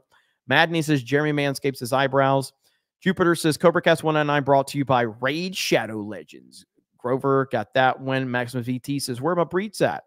Retro Americana says, you can get the Attitude Era and Invasion Era on DVD. Wrestling in the 80s, 90s was the best. So was WCW Monday Night Wars. EC Dub, best pay-per-views too. Let's see. Gerald Armstrong says, it was actually called WWFE for 6 months before it became WWE. Grand Potato says, the poor boy who would try and ask out Undertaker's daughter. The lights flicker. The room fills with smoke. Ominous music starts playing. Eric K says, Rikishi in the WWE transition and is now Nia Jax. Show the photos. It's the same. It's the same dude. Drummer of Thrash says, all of your channels rock, Jeremy. Grand Potato says, is Jeremy saying anything for you guys? I'm muted. Black Kane says, Beardo, why did you make them stop at saying mini rest stops and why you were wiping your mouth after every turn? Beardo fat. Jupiter says, grab a bag of Julio's chips, Del Rio's finest. Let's see. Axum says, Beardo's name is cause all the girlfriends are beards. Bob R says, check out Candace Owens, Kamala, non-black heritage. Internet guy says, get the impression Tim doesn't pay shit, so why bother? Slain Hope says, Beardo's, what? I don't know what that's, but it's flat as a soggy waffy. Garfield's Bizarre Adventure says, when EVS met Tim Pool, EVS dyed his beard black and took Tim behind the pizza parlor for some alone time. Aunt Ryu says, Beardo's hip knowledge is your eyebrows doesn't exist. Penguin. Let's see. Penguin Overlord says, if Tim Pool didn't have his friends on salary, he wouldn't have any friends grifting little shit. Grizzly Nightmare says, well, at least Beardo isn't Tim level, bitch. What is Eliza Blue up to these days? I traded the pool for the pit and never looked back. McCog says, Beardo tripping was like Mike's self-failing behind him. Strigo says, if Beardo didn't skip leg day, he'd have the leg strength to walk normally. John Goat says, I know Krista gets a lot of crap from this chat, and I want her to know that I'm very emotionally supportive and a very single man. My number is, and he didn't say anything. Dirty says, gravity remains undefeated. Penguin Overlord says, people are seeing Pool's BS for what it is. John Yarber says, Geeks and Gamers Gourmet, Beardo can cook would be better than face planting on stream. Marlon says, Jeremy, you look great tonight. Krista looks below average. There, I figured I'd help balance things out. Apocalypto says, I remember when I was a kid and there was always a talk of my dad can beat up your dad. All Undertaker's daughter has to say is my dad's the Undertaker, and that would be it. John Goes says, Steelers have a pass game now. Watch out, Chiefs. Booming Bob says, chances of Alabama losing to Auburn? Hopefully not. Can't say anything at this point. Ellie Dragonfly with a $2.99 super sticker. Liberty promises after Beto smashed the ground with his massive forehead. Is the floor okay? The John Beck says, more flashing lights for Jeremy. John Goat says, Krista, light seizure warning. I tolerate her flaws. John Ambler says, holy crap, either it's a trick of the light or I can actually see Jeremy's eyebrows. Whoa, whoa, whoa. Whoa. Mars Bar says, is he still using Kamala Harris? Legalized Adulthood says, Jeremy Grimes is reliant on pink more ways than one. Mr. Fantastic vs. Knox says, high quality content. Eric K says, Gary, this is embarrassing. You helped this hard. Savvy's Bean says, Jeremy is going to quit because of the lighting. Marlena says, did Beardo just go one direction? James says, Krista, please remind Jeremy he can't marry Dan unless he does a fan stream of Blops 6 on release night. Well, it won't be release night, but I will be streaming it when I get back. Savvy's Bean says, also Krista is fine AF. Skywalker says, hi, Jeremy. You know the rule. When Krista is on, I donate. You know, why do you think I keep her around? Grey Ghost says, buy Krista a fresh and hot brownie with ice cream. ABF says, see you in San Antonio. Watch out for MCU fans. Slain Hope says, please, Krista, get Jeremy some reading glasses. K Fish says, Tim has been making 5 pro-Trump videos a day, and you know that. This guy has been flying your flag every lazy-ass day you've had. Stop, bro. Your money ain't worth the division. Tim promotes Trump, period. Fuck Tim Pool. Simple as that. Tim Pool is not a Trump supporter, okay? Tim Pool would support whoever had the R next to their name. Tim Pool was trying everything he could to push the DeSantis bullshit, and then he saw the way the wind was blowing, and then he decides to suddenly become pro-fucking Trump.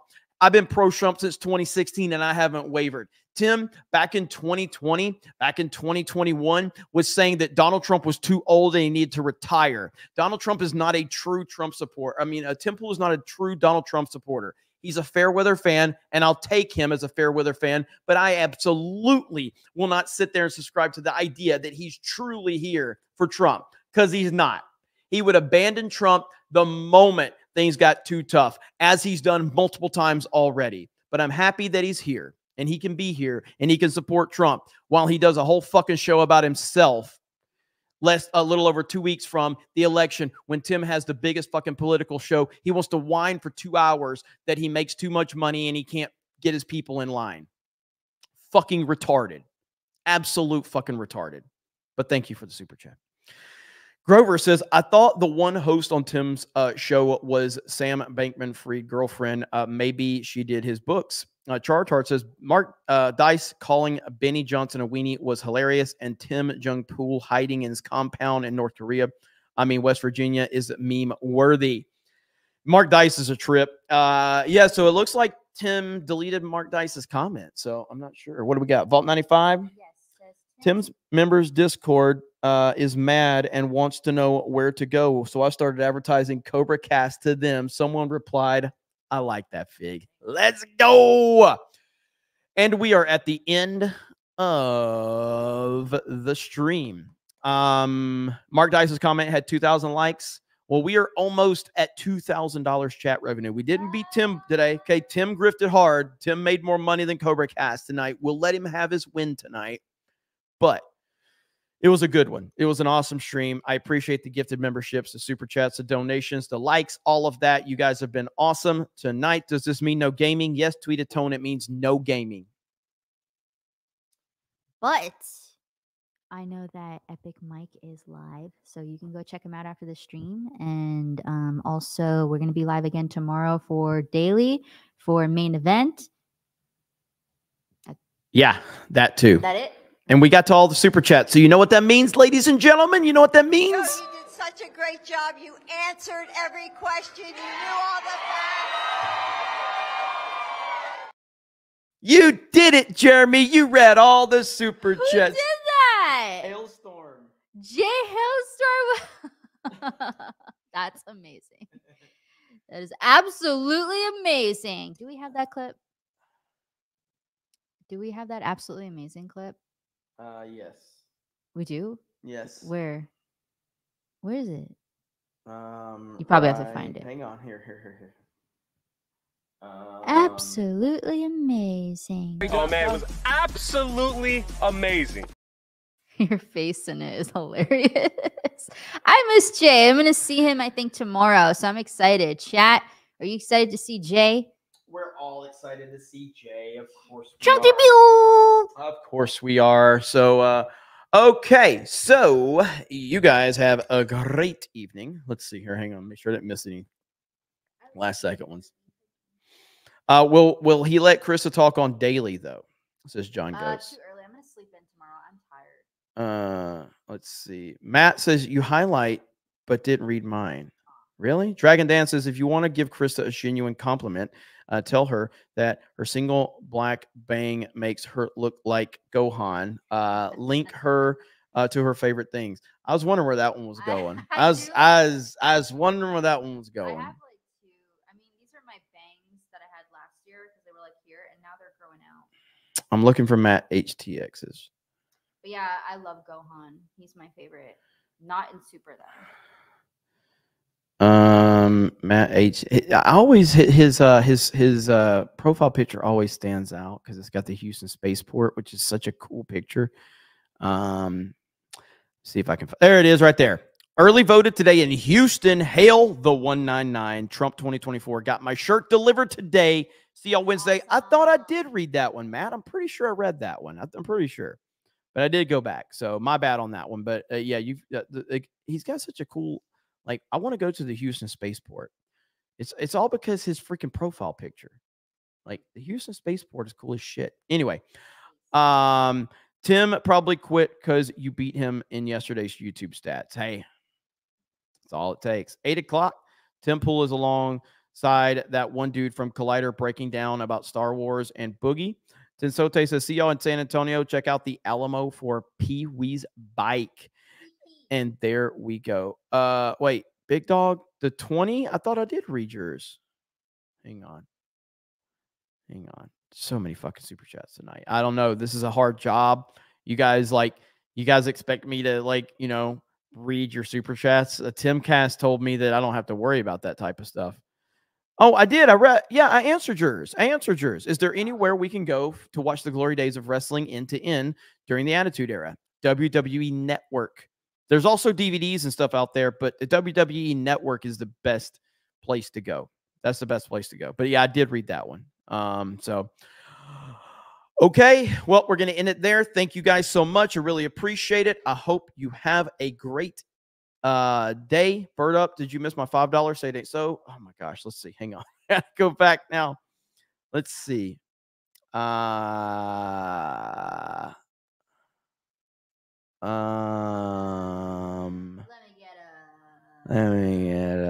Let's see. I'm looking. What? I don't know. Here, let's see here. Oh, here we go. Bird Up for 5. Let's see. Hail to 199. RIP to Paul Diano, original singer of Iron Maiden, died at 66. Up the irons is my alt. Is to up the irons to all of my metal brothers and sisters in the chat. There we go. And RIP for sure Let's freaking go. All right. Holy crap. Now, who?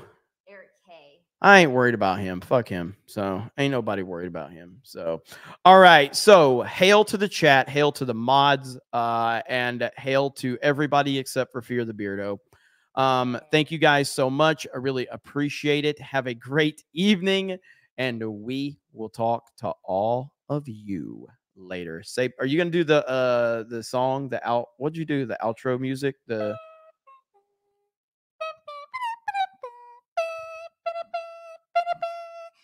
man, there's no need to be down. I said, young man, pick yourself off the ground and just stay there. All the while